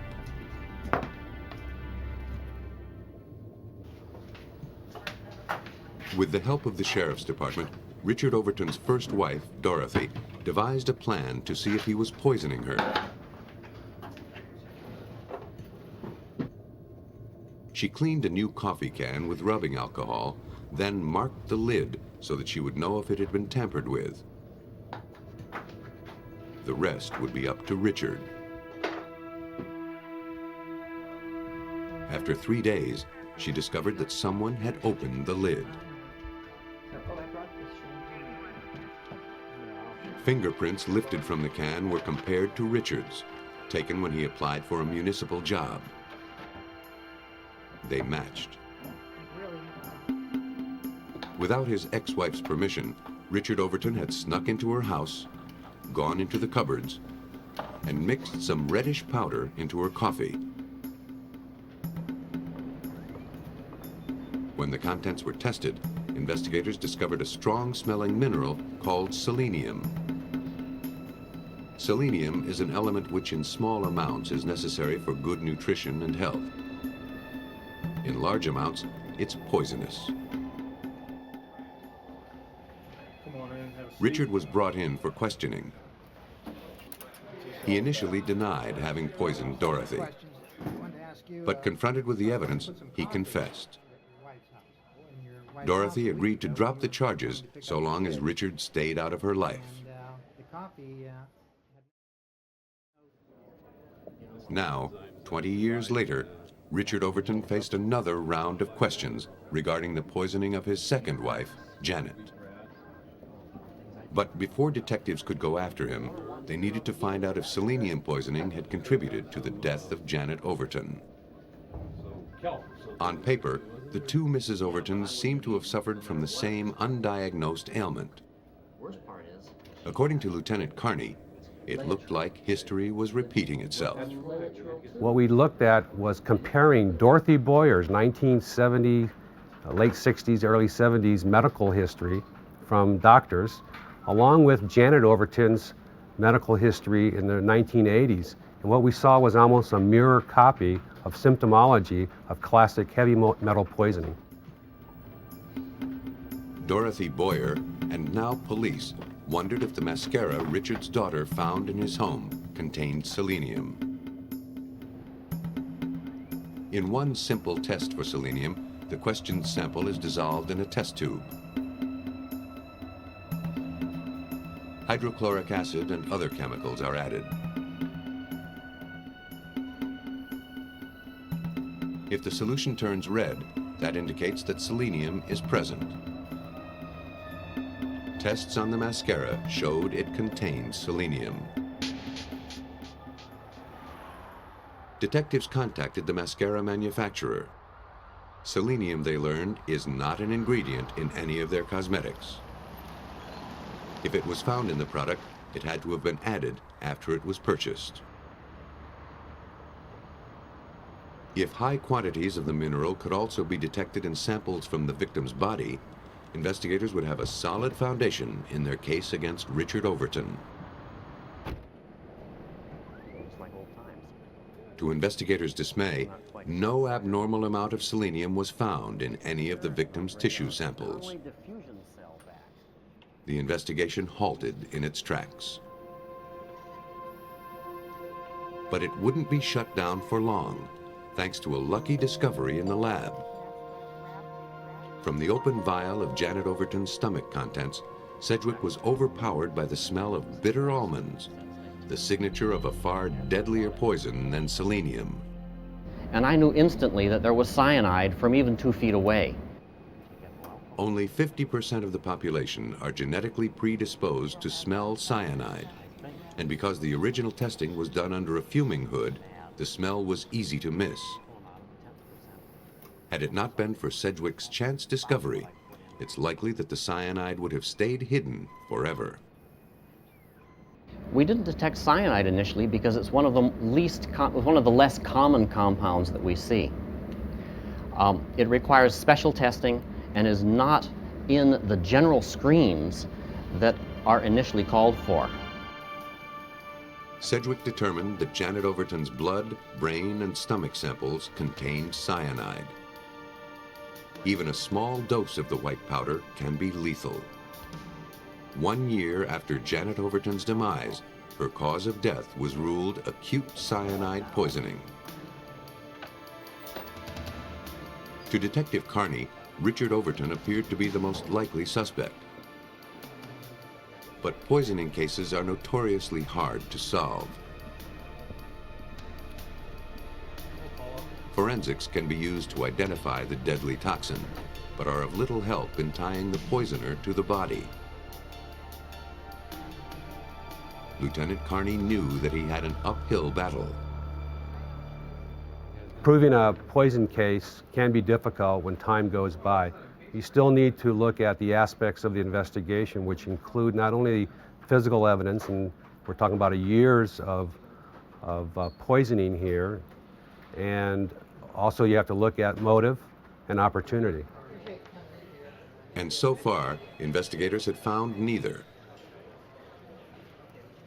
It was true that Richard Overton had a history of tampering, but in person, he hardly seemed the murderous sort. He was a bright, accomplished man who had nothing to gain from his wife's death. There was no financial motive. Janet's life insurance policy had been paid out to her son. Nor was there a history of violence. The 15-year marriage was loving and supportive, Richard said. At first, detectives didn't let on that they knew about his attempts to poison his first wife. They simply asked Richard who might have tried to poison Janet. He mentioned that his wife had enemies, stemming back to her involvement in local politics. Janet had also struggled with depression. He couldn't rule out the possibility that she had killed herself. Then, 5 hours into the interview, police dropped the bombshell. I confronted him with the 1973 investigation where he poisoned his former wife. He denied that to me until I showed him the documentation of the report. Challenged by his shady past, Overton abruptly ended the conversation and refused to contribute any further to the investigation. Detectives had caught Overton in a bold-faced lie. During an interview with a business associate, Mel Hubbard, they caught him in another. Overton had told detectives that he had no access to cyanide. Hubbard told a conflicting story. Mr. Hubbard informed us that, in fact, he does use cyanide in the extraction of gold and silver from ore samples in his mining operations, and he keeps cyanide on hand at his residence. Mr. Hubbard also informed me that Richard had keys to his residence and would care for his home when Hubbard was away during his mining operations. Discovering that Richard had had access to cyanide was like putting him in the same room with the murder weapon. To place that weapon firmly in his grip, detectives would need to find motive. Without it, they'd have little chance of getting this case to court, and even less of a chance of a conviction. Armed with a search warrant, sheriffs descended on the suspect's home. They seized Richard's diaries, along with his computer and 131 diskettes. Richard's children had told investigators that he kept a voluminous diary.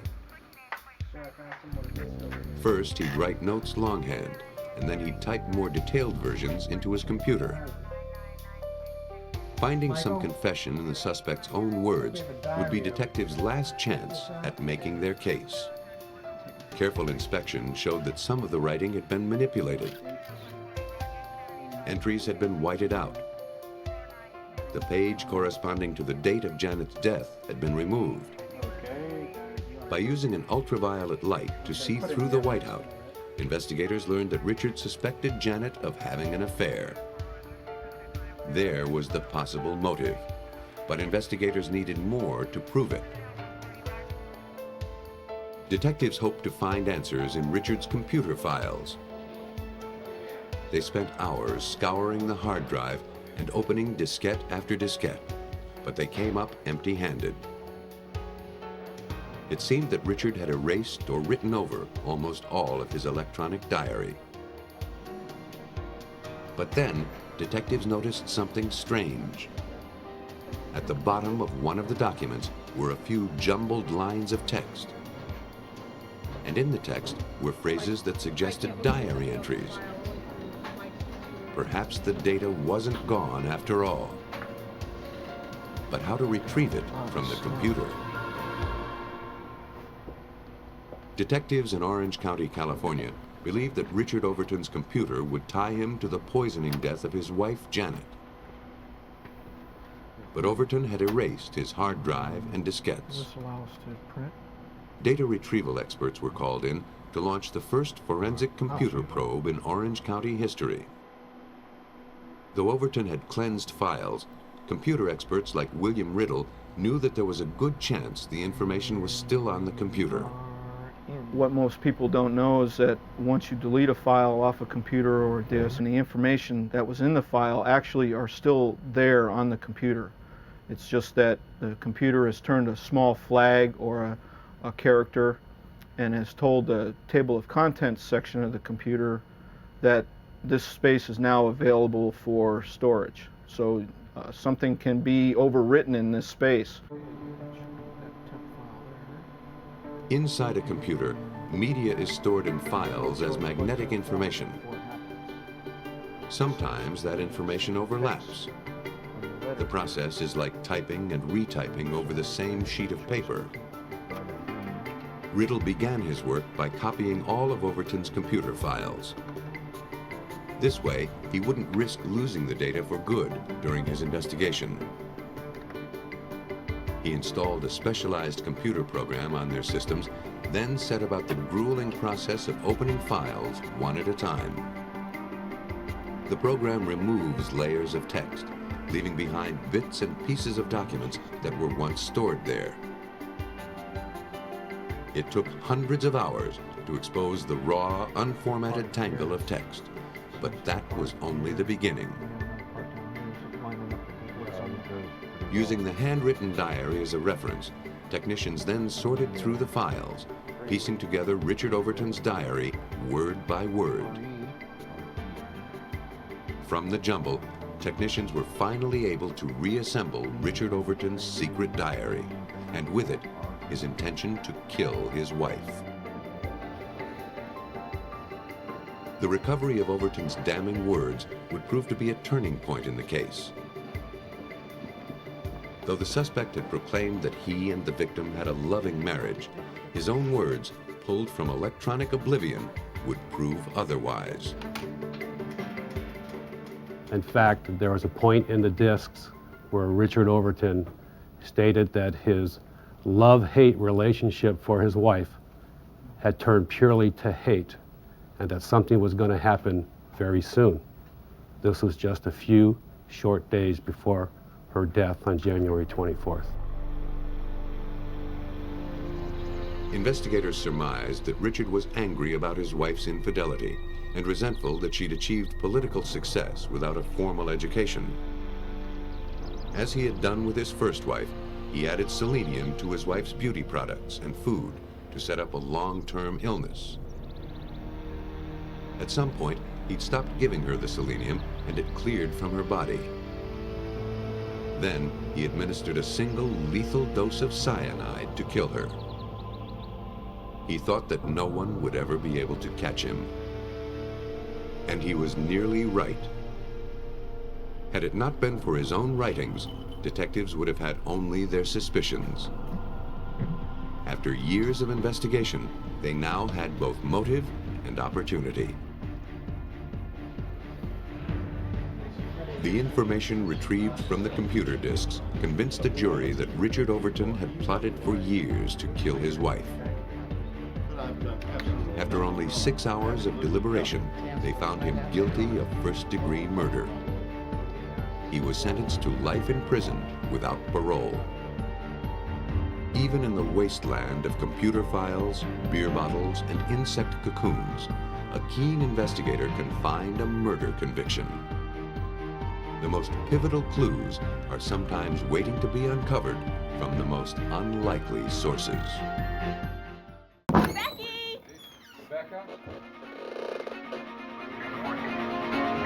Investigators find a clue they think will lead to a killer's front door, but instead find themselves heading down a blind alley.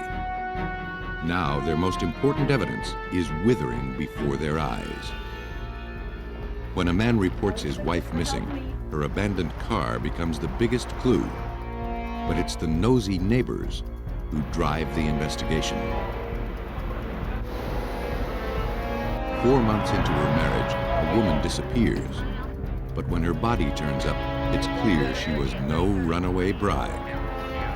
Investigators must rely on flimsy evidence to bag her killer. For some lovers, marriage can be murder. Even though proving it may pose a challenge, killers can't divorce themselves from the consequences of their broken vows.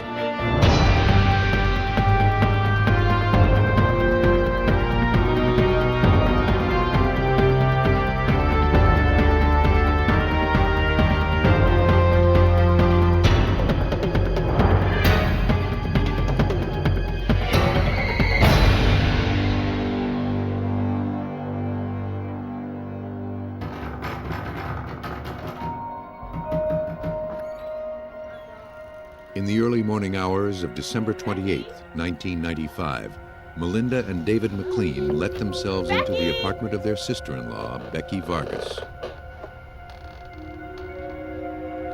The telephone and electricity in her unit hadn't been switched on yet. Becky was separating from her husband and had just rented the Ogden, Utah apartment. Becky! She had told her husband, Stephen Vargas, that she was going to try to start organizing her belongings and would return in an hour or two. But that was several hours ago. Stephen had asked Melinda and David to check on her, since they lived nearby. Melinda, who was Stephen's sister and Becky's best friend, was glad to go. Though they didn't see Becky, all seemed quiet and safe, leaving them unprepared for what they found.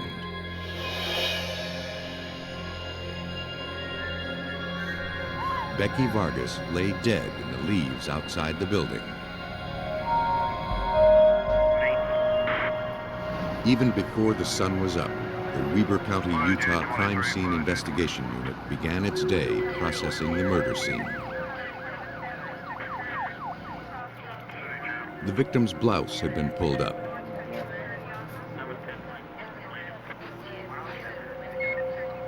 At first glance, the condition of her clothes made her appear to be the victim of a random sexual homicide. But a closer look revealed the story was not so simple. Criminalist Russ Dean thought the scene might have been staged. It was as if her body had been moved from one location to another. Her arm was under her body as if she'd been dragged. Her coat was removed and was under her body. The leaves were bunched up in certain locations around her arms and legs. And there was no other obvious indication of any type of sexual assault. In fact, though the victim had suffered a head injury, most of the blood had pooled at her feet, suggesting she'd been turned around. Whoever did this had apparently tried to throw off the investigators.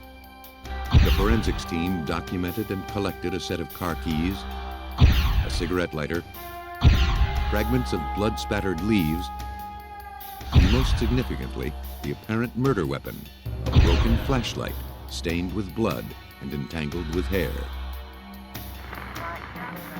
They spent 6 hours sifting through every inch of the area before they were satisfied. They determined that although the body had been repositioned, the victim hadn't been moved far. The only blood found was just a few inches from where she lay.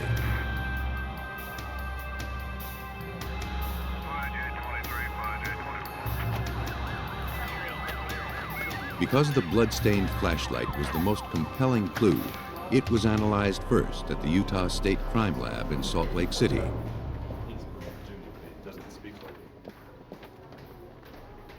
Investigators could see that it had a partial fingerprint on it, stamped in blood. According to latent print examiner Scott Spute, a bloody fingerprint can be even better than a smoking gun. When we have a bloody fingerprint, for example, it's the victim's blood, it's not her finger, it's someone else's finger on the evidence. It's a crucial pinpointing item of evidence in which we can identify someone being at that crime scene, leaving that bloody fingerprint behind at the scene as they left. It would be bad practice to home in on that one print. The lab had to inspect the flashlight for additional prints.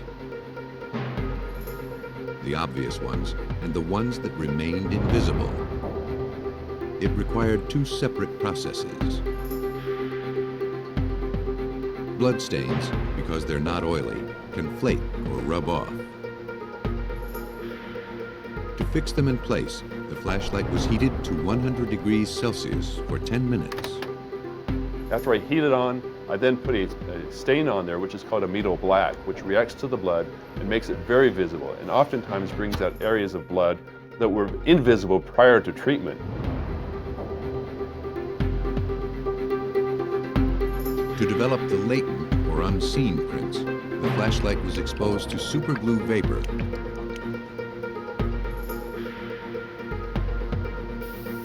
The adhesive bonds to the moisture on the print, creating a durable shell that exposes and preserves it.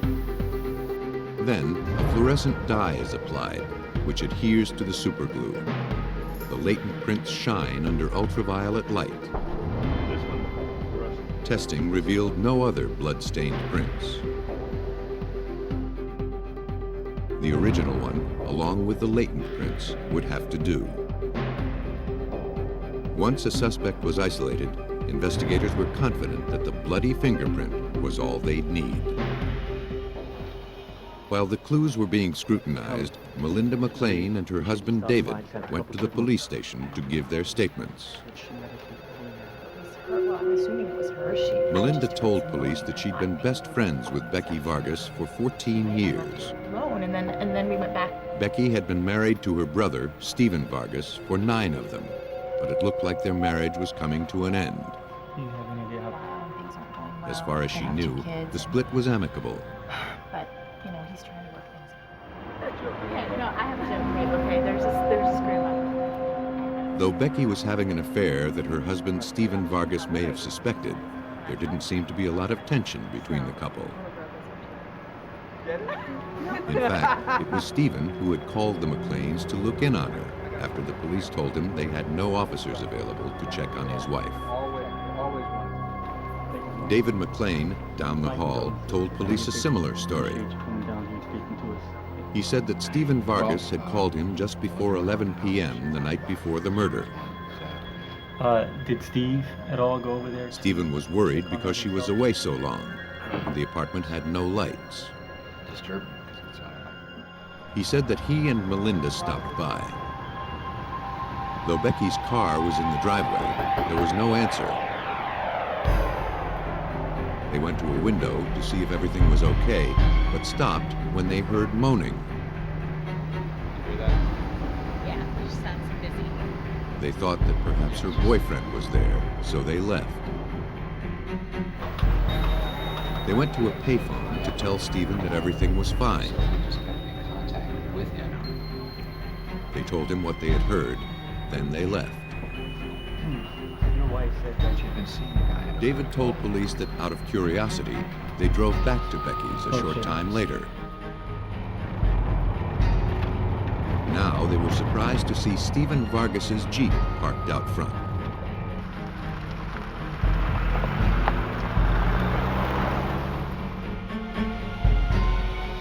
Soon he appeared from beside the building, got into the vehicle, and drove off.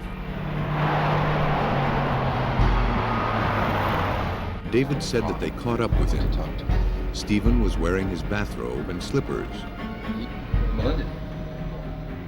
He told them he wanted to check on Becky himself, but asked the McLeans not to tell anyone he was there. When David revealed this detail to the police, Melinda reluctantly admitted it was true. David told police that Stephen called them once more early the following morning. He said that Becky still wasn't home and asked them to check on her again. That's when they found her dead.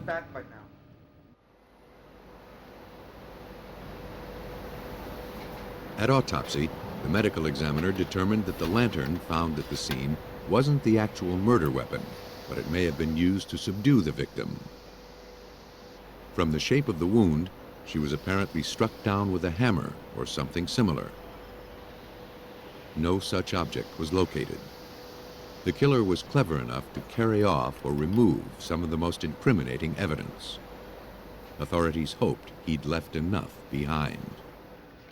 At the police station, investigators continued to talk with the McLeans. Their detailed story seemed to pivot on Stephen Vargas. Then it took a more provocative twist when the police dispatcher told Detective David Wheeloth that Vargas was on the phone, but he wasn't calling about his wife. She said that he was on the phone inquiring about his sister and his brother-in-law, and if they were in fact at the police station. And I told the dispatcher, yeah, that's who we're in here talking to, and if she would ask him if he would mind coming down to the police station as well. Police told him about Becky's murder and said that his in-laws were fine, but he might not be, because Melinda and David saw him at the murder scene. He admitted that he was there that night, just as the McLeans had said. He peeked in the window, but he heard and saw nothing. Because the window was right next to where the victim was found, Wheeloth didn't believe him. If Steve had gone there to look and listen, I don't think it would have been likely that he would have not seen Becky lying just a few feet away. His suspicious behavior and the eyewitness testimony by the McLeans was enough to get a warrant to search Stephen Vargas's Jeep and to collect his fingerprints and a blood sample. Can you get a paper bag? Investigators were after anything that could link him to the crime scene.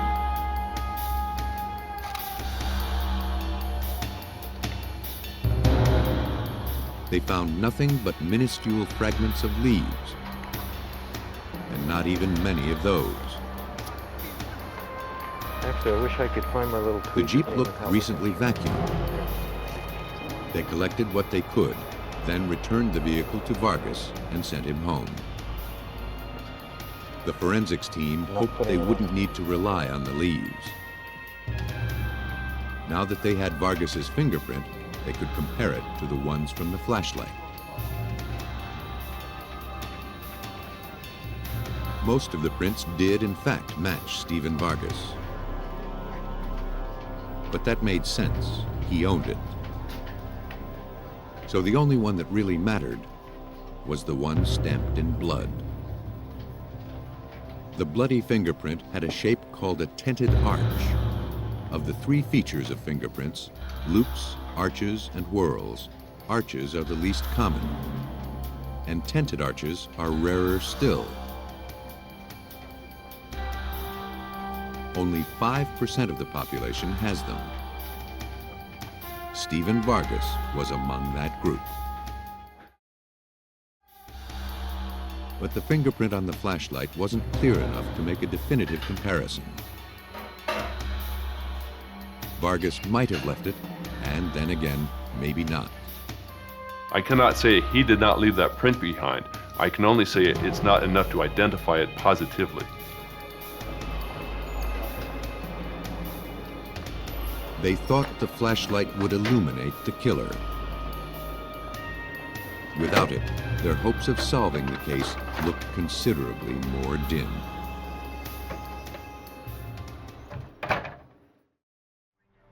Investigators working to solve the Becky Vargas homicide saw their most promising piece of evidence rendered useless. According to Detective Wheeloth, a case that had looked cut and dried now depended on very fragile clues.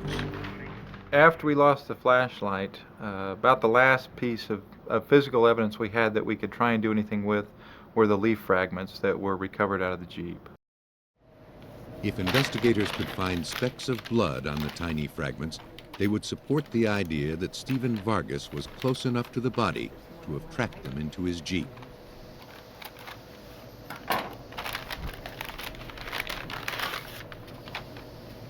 It fell to supervising criminalist Pilar Shortsleeve to analyze the minuscule samples. Trying to see blood on a small piece of colorful leaf was difficult. So we used a stereo zoom so we could get down and look very closely at the leaves, and then to kind of guesstimate if we had any stains, and then we would do some preliminary tests. Well, out of the 5 samples of leaves, Pilar Shortsleeve found traces of blood on 2, but she had no proof the blood was the victim's. She rushed the samples to a DNA lab for analysis, fearing it might already be too late. Whenever blood or body fluids are left on soil or samples that contain a lot of possible bacteria, the bacteria begin immediately in destroying the sample. They destroy not only the cells, but they get into the DNA and start to break the DNA down. It would take 3 months for the results to come back from the lab. Investigators had to bide their time, but they didn't do it idly. They had to assume that the results would be negative and began to build their case some other way.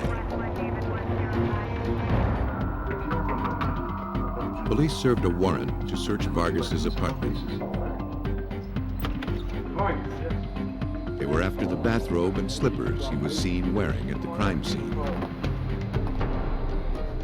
If he had beaten his wife to death, surely they'd be blood spattered. Vargas left the clothes in plain sight, easy to find. What are you looking for, Detective? Murder. He was supposed to be wearing a bathrobe and a pair of slippers. The bathrobe had been freshly laundered. The slippers had no trace of debris on them. That in itself was strange, considering he admitted walking outdoors in them. It seemed like Stephen Vargas was one step ahead of us on getting rid of any physical evidence that might link him to the crime scene. It seemed like every step that we thought of to locate that evidence was foiled. Robert? Yes. But there was one clue he couldn't bury, because it was 375 miles away in Cheyenne, Wyoming. After several weeks of wrestling with his conscience, Vargas's half-brother, Robert Esquivel, called police to tell of a favor that Stephen had asked before Becky's murder. Steve had asked him if he would come out here and kill Becky for him. Police set up a phone tap in Esquivel's apartment and had him call Vargas to get him to talk about their previous conversation. Steve had gone through this denying or not remembering that part of their conversation, that it had been a joke, and towards the end even got threatening.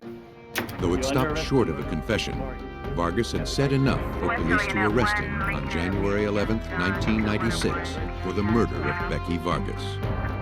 But they weren't sure they had enough evidence to convict him. 1 month later, the results of the DNA test on the blood-spattered leaves found in Stephen Vargas's Jeep came through. A comparison of the DNA from the blood on the leaves matched Becky Vargas's DNA.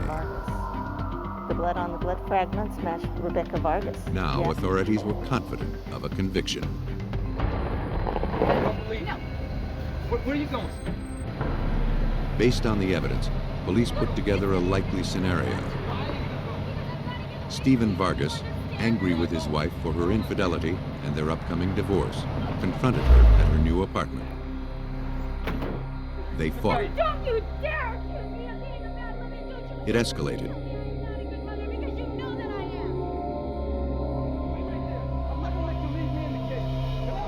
And he hit her with the flashlight, knocking her out. He moved her to the side of the house, thinking she was dead. He was wrong.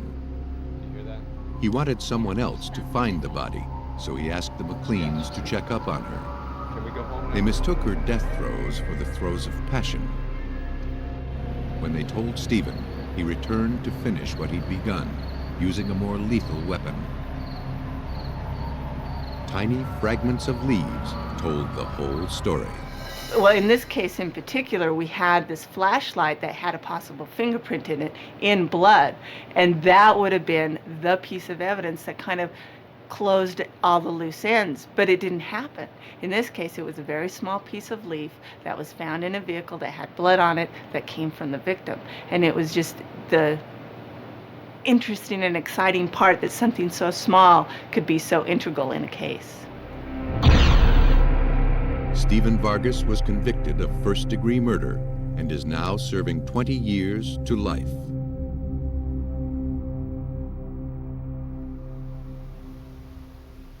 The case of Becky Vargas began with the discovery of her body. But when a person just disappears, it's not clear that a crime has even been committed. In this story, the names of the victim and the killer have been changed. On the morning of July 31st, 1987, Dan Remington of San Diego, California, was taking his kids to the YMCA. En route, he noticed his wife's abandoned car on the side of the road. Not wanting to alarm his children, he dropped them off at daycare, then rushed home to call the police. San Diego police dispatched an officer. On his way to Remington's house, he stopped to examine the vehicle. The car apparently had a flat tire.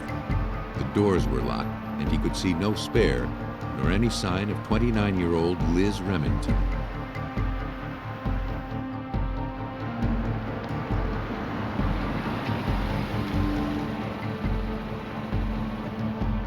When the officer arrived at the Remingtons' home, Dan Remington told him that he last saw his wife at 10:30 the previous night when she left for work.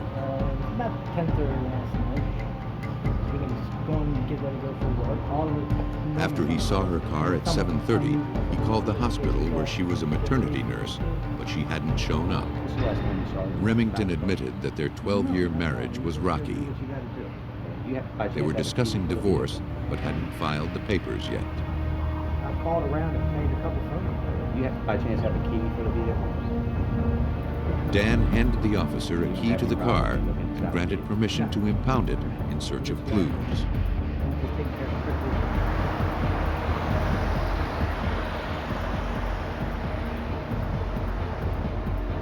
While it was possible that Liz's disappearance could be logically explained, missing persons cases fell under the domain of the homicide unit.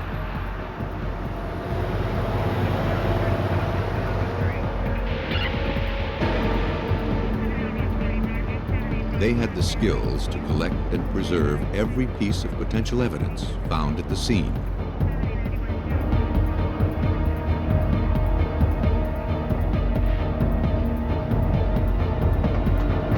Check the spare yet? They found nothing obvious to indicate foul play and towed the car to the police garage.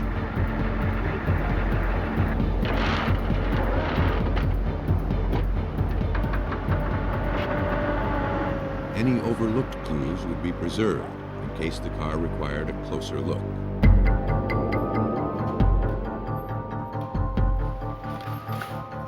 Detectives visited a nearby convenience store, thinking that Liz might have gone there after her tire went flat. The clerk told them that she had been in the night before. She needed to break a $20 bill to make a phone call. He didn't know who she called. Police remembered that Dan Remington told them she hadn't called home. Is that right? It seemed reasonable to believe she may have simply run off with someone else. This your walk towards the park. Liz's sister told police that was inconceivable. She wasn't the kind of woman who'd run from a failing marriage. No matter how bad things became, she'd never leave her children. Sergeant Dennis Brugos of the San Diego Metro Task Force found that was the consensus. She was very devoted to her children and her family. She helped at school, she helped at Little League, and just not the type of woman that would ever walk away from her family. Liz's sister told police it was strange that the spare tire was missing.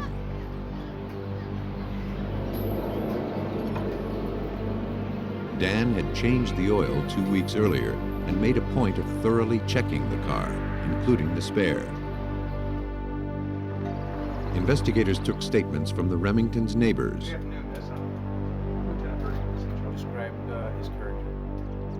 Many spoke of the deteriorating relationship between Liz and Dan. The information was duly noted, but in terms of evidence that any crime had been committed, investigators had absolutely nothing. At the time of Liz Remington's disappearance, San Diego police were grappling with an apparent serial killer. Because there was no evidence that Remington had left against her will, these more violent crimes took priority. There was no body, there was no weapon, and therefore she was simply one of many missing adults throughout this county. And at that particular time, there was actually a series of sorts that was going on where there was upwards of 40 women who were found murdered in the East County area. So certainly that would have precedent over a missing person. 4 years passed since Liz Remington's disappearance. Most of the murdered women were transients or prostitutes, so she was not considered one of the killer's victims. But when a task force was formed to look into the serial killings, her file came up too, and investigators realized she was still missing after all this time. The neighbors' taped statements and the detective reports were dusted off. Well before Liz's disappearance, they had kept a close eye on the Remingtons and helped Liz out whenever they could. Over time, friction between the couple increased, and neighbors grew concerned about her and the children. One even kept a log of what went on at the house after Liz disappeared. To demonstrate how the Remingtons' relationship had deteriorated, a neighbor told investigators about how Dan tried to sell Liz's car without her permission.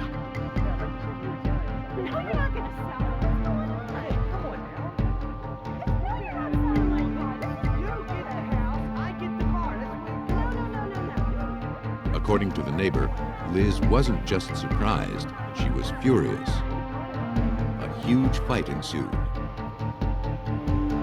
He said that the only reason Dan didn't sell the vehicle was because Liz had the only key and wouldn't give it to him.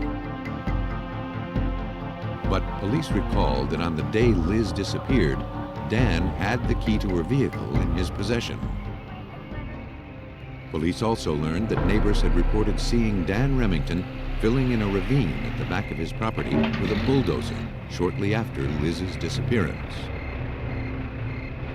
They said that after her disappearance, they saw him visit that part of the property every few days. He never ventured back there before she disappeared.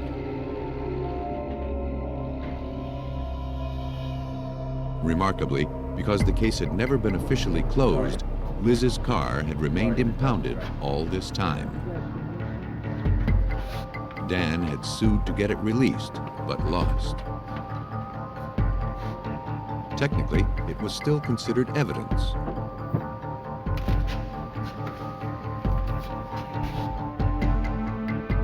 Now it would be looked at more thoroughly.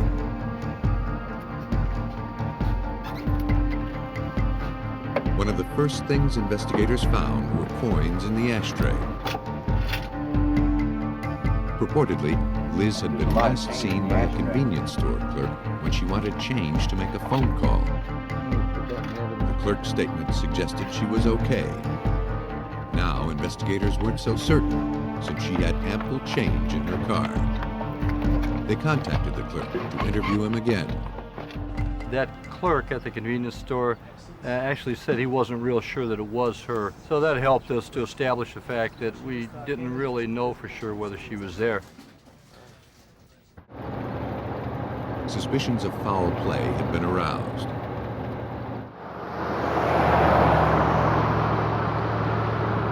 Rugos wondered if the flat tire could have been staged. He sent the flattened tire from Liz's car to Goodyear Tire and Rubber in Akron, Ohio. Their lab is designed to evaluate the causes of tire failure.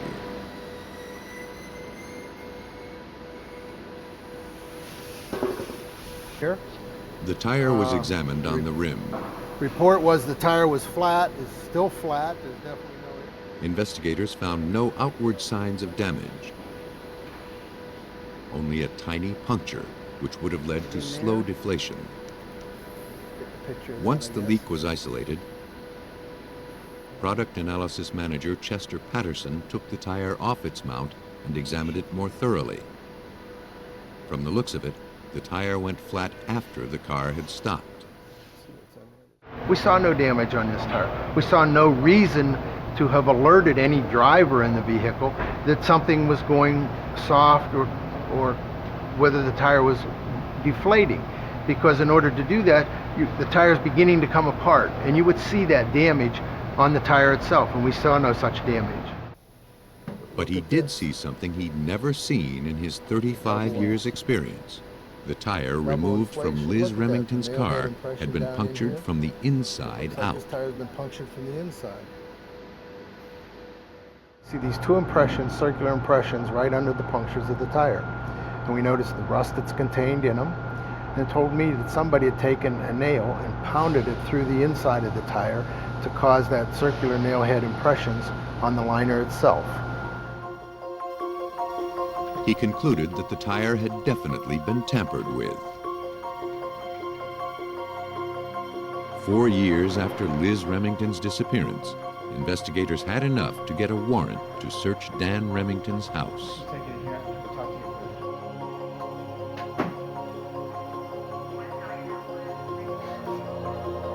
They found nothing of significance inside.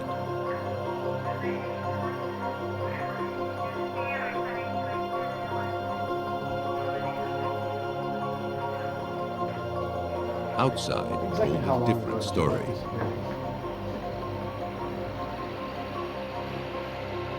In the yard, a police backhoe went to work excavating the filled-in ravine. The backhoe was probably 2 or 3 hours into the job when it hooked onto a piece of chain link fence that was lying flat. The excavation slowed down. What we found underneath that chain link fence was a tire. The tire was the missing tire from Liz's car. And underneath that tire, wrapped in sheets and blankets, was the body of a female. And a missing persons investigation became a murder case. Sir, put your hands on the counter. Dan Remington was arrested and taken away.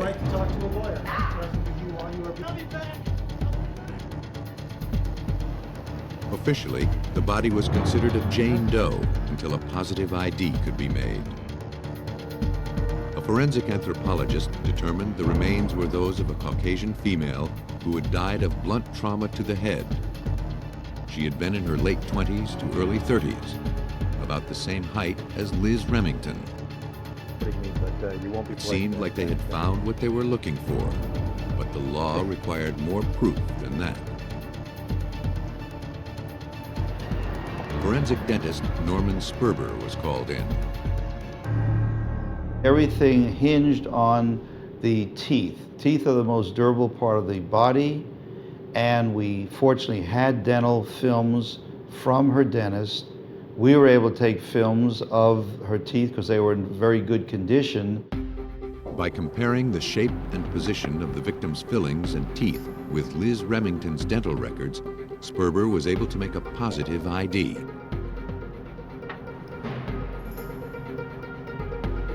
Liz Remington had been found. Because the victim was discovered wrapped in bed linens, investigators believed that Dan killed her while she was napping before work. Afterward, he carried the body out to the ravine, buried it in a shallow grave, then rented the earth-moving equipment a short time later, piling on 8 to 12 feet of dirt. Then he drove to the scene and replaced the good tire with the one he had flattened.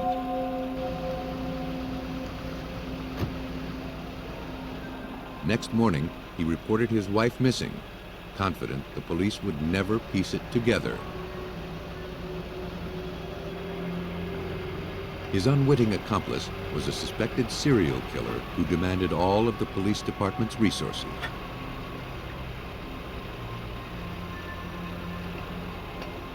But the clues eventually resurfaced, exposing the crime.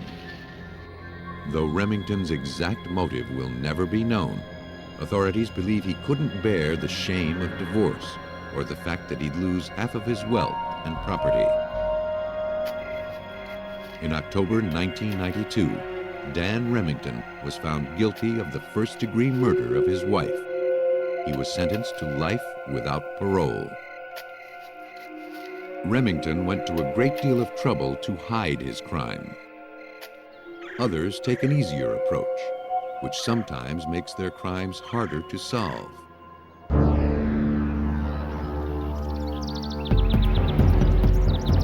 On September 21st, 1995, a body was discovered in a wooded area in Boise, Idaho.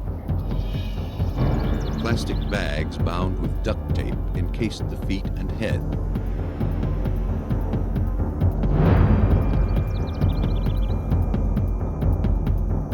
From its state of decay, it had obviously been there several days.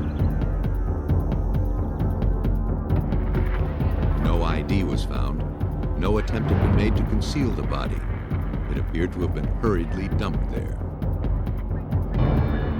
Because of its position and wrappings, investigators couldn't even determine the victim's gender without disturbing an already disturbing scene.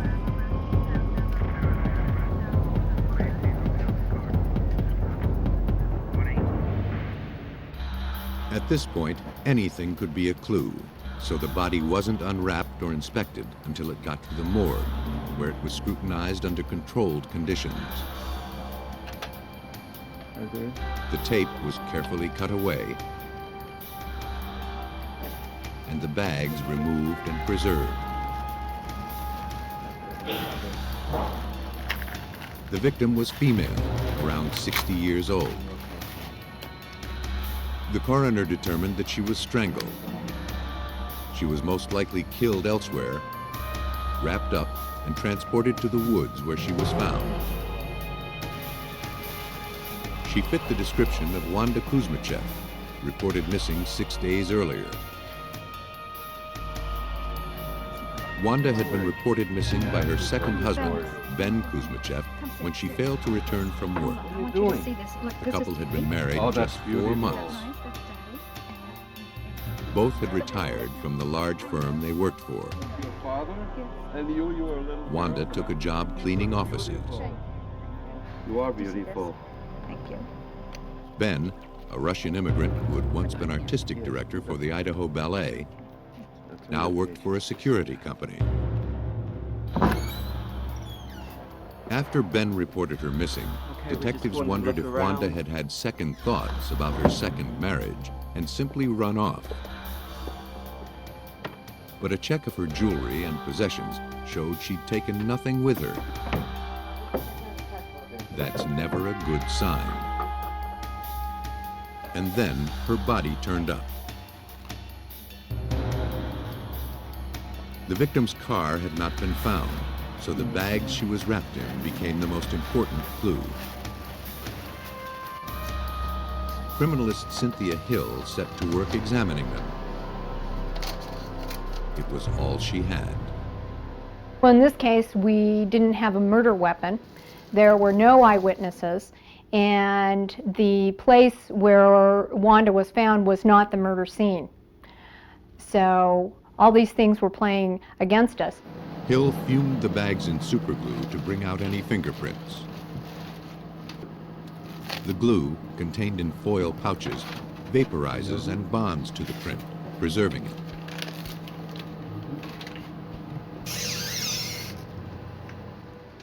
The print can then be dusted with powder to make it more visible. Then photographed to create a record.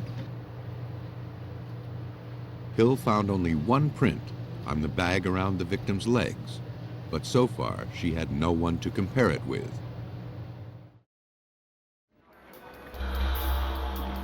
Ben Kuzmichev was called to the police station to provide a set of prints for comparison. In a murder investigation, it's standard procedure to get a spouse's prints. You ever been fingerprinted before? No, sir. Let me do all the work, okay? Usually, it eliminates the spouse as a suspect. In this case, that isn't quite how it worked out. Keep this? The print on the bag matched Ben's. That didn't necessarily mean he'd had a hand in his wife's murder. If the bag had been taken from the victim's own car, Ben might have handled it prior to its use in the crime. The print was lifted from a portion of the bag where one would normally grab it. In terms of evidence, it wasn't enough. These people are living together. They're touching objects that one another touch. You have to be able to find a fingerprint in a location where they wouldn't normally have touched, or it's in conjunction with another piece of evidence that puts them at the scene. Hill still believed that the bags might contain more prints. Though she didn't have the technology to lift them, she knew that the Royal Canadian Mounted Police Crime Lab did. If prints were there, the Mounties could find them, or so she hoped. She carefully packed her bags, sent them to Canada, and awaited the results. While Cynthia Hill waited for her prints to come from Canada, investigators in Idaho found Wanda Kuzmichev's car. More than a week had passed since her body was discovered.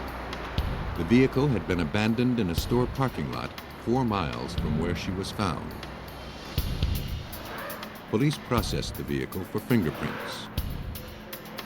They raised 2 prints from the trunk lid. Their placement suggested they were left by the person closing the trunk. Inside, investigators found something surprising. Nothing at all. For Detective David Smith of the Boise, Idaho Police Department, that was a significant discovery. In talking with the family members, they said that she would always carry her Jehovah's Witness literature in the trunk. In fact, they said you could not put anything in her trunk because it was so full. But the trunk wasn't entirely empty.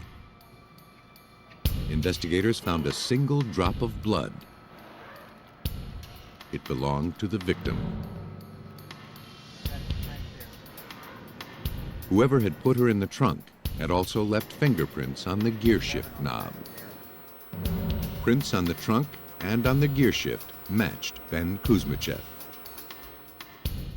Investigators faced the same challenges as before. The car belonged to Ben's wife. It stood to reason that he could leave his fingerprints on it. Still, it seemed strange that his were the only clear prints found, especially since he told police that as far as he knew, Wanda was the last person to drive the vehicle. The evidence suggested that Ben drove it last, leaving behind the clearest prints. Tests were conducted to show that in approximately 70% of all cases, the last person who drives the car and activates the gear shift lever will destroy the person's prints who drove the car prior to and leave their prints on the gear shift lever. The prints made detectives 70% sure that Ben Kuzmichev was lying. That wasn't good enough. An inspection of the car seat disclosed another clue. I knew Wanda's stature in that she was 5'4" and 140 pounds. When I looked at the seat, it appeared to me to be back farther than usual for a woman of that stature to be driving the vehicle. So I placed a female of 5'4", 140 pounds inside the vehicle. She was unable to reach the pedals, which appeared to be a comfortable driving position. Conversely, I put a male matching Ben's description, 5'11", 190 pounds, into the driver's seat, and they fit very comfortable. The experiment provided more circumstantial proof that Ben was a liar, but it still didn't prove he was a murderer. By now, the Canadian Royal Mounted Police Lab had performed their tests on the trash bag used to wrap the body of Wanda Kuzmichev. The test, called vacuum metal deposition, is a state-of-the-art method for lifting difficult prints from plastic. The bag was placed in a vacuum chamber and then pelted with ions of gold, which cling to the plastic but not to the oily prints. Then it's exposed to ionized zinc, which clings only to the gold, leaving the prints untouched and in contrast against the plastic. The process revealed a second print on the bag. According to Cynthia Hill, the position of this print was far more incriminating. The second fingerprint that was developed using the vacuum metal deposition proved that he had a direct contact with that bag because the positioning of the hand was in such a way that he would be grabbing the plastic bag, wrapping the tape around Wanda, and he would be the only one that would be leaving the fingerprint in that position at that time. In most cases, that would be enough to win a conviction. But investigators weren't so sure. Proving a spousal murder on fingerprints alone would be a hard sell. The prints and other evidence they'd gathered gave them enough to get a search warrant for the Kuzmichevs' home.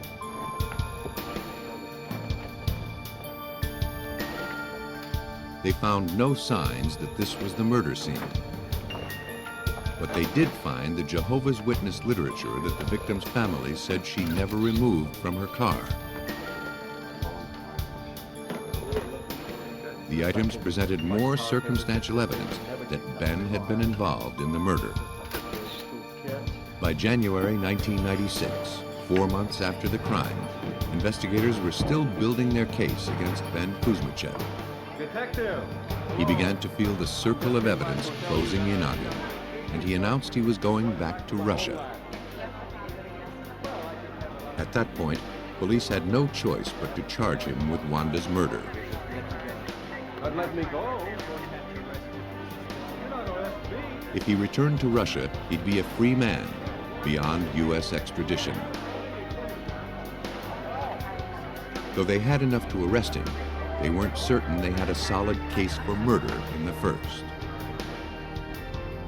Between the time of his arrest and the trial date, investigators continued to gather evidence against Kuzmichev.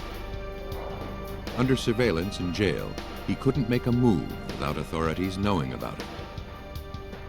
We placed monitoring devices on approximately 17 phones inside the jail at the Ada County Jail. That gave us the ability to monitor his conversations as outgoing as well as whoever he was seeing as a visitor. The end result was that we received nothing that could be used in court. Nothing incriminating came about the phone calls. But help came from an unlikely source. Kuzmichev had confided details of his crime to his cellmate. The prisoner, disturbed by Kuzmichev's lack of remorse, reported the details to authorities. He had nothing to gain by doing so.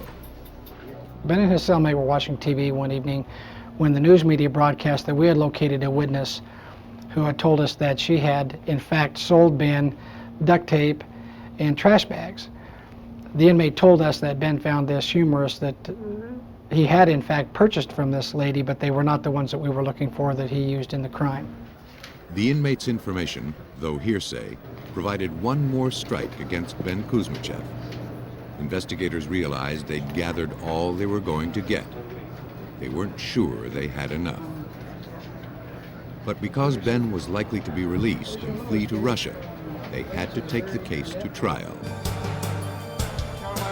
From what police could put together, 4 months after their marriage, Ben and Wanda's honeymoon was over. He had been dependent on her money, but wanted to return to his homeland. She refused to go. Their animosity built, and Ben strangled her. He wrapped her body in plastic bags, emptied the trunk of her car, loaded her in, and dumped her in the woods. Then he abandoned the car in the parking lot. Based on the accumulated evidence, Ben Kuzmichev was convicted for the second-degree murder of his wife, Wanda, and sentenced to 21 years to life. For Detective David Smith, solving this case meant more than simply delivering justice. You do become personally involved. I mean, this guy has come to your town, committed this heinous act, and now you have this grieving family that you want to do everything in your power to solve this case for. And that's how I personally take it, and I know any other seasoned homicide detective will tell you the same thing. When spouse kills spouse, the clues are sometimes difficult to read. But the marriage of forensic science with good detective work can bring together what the killer had tried to put asunder.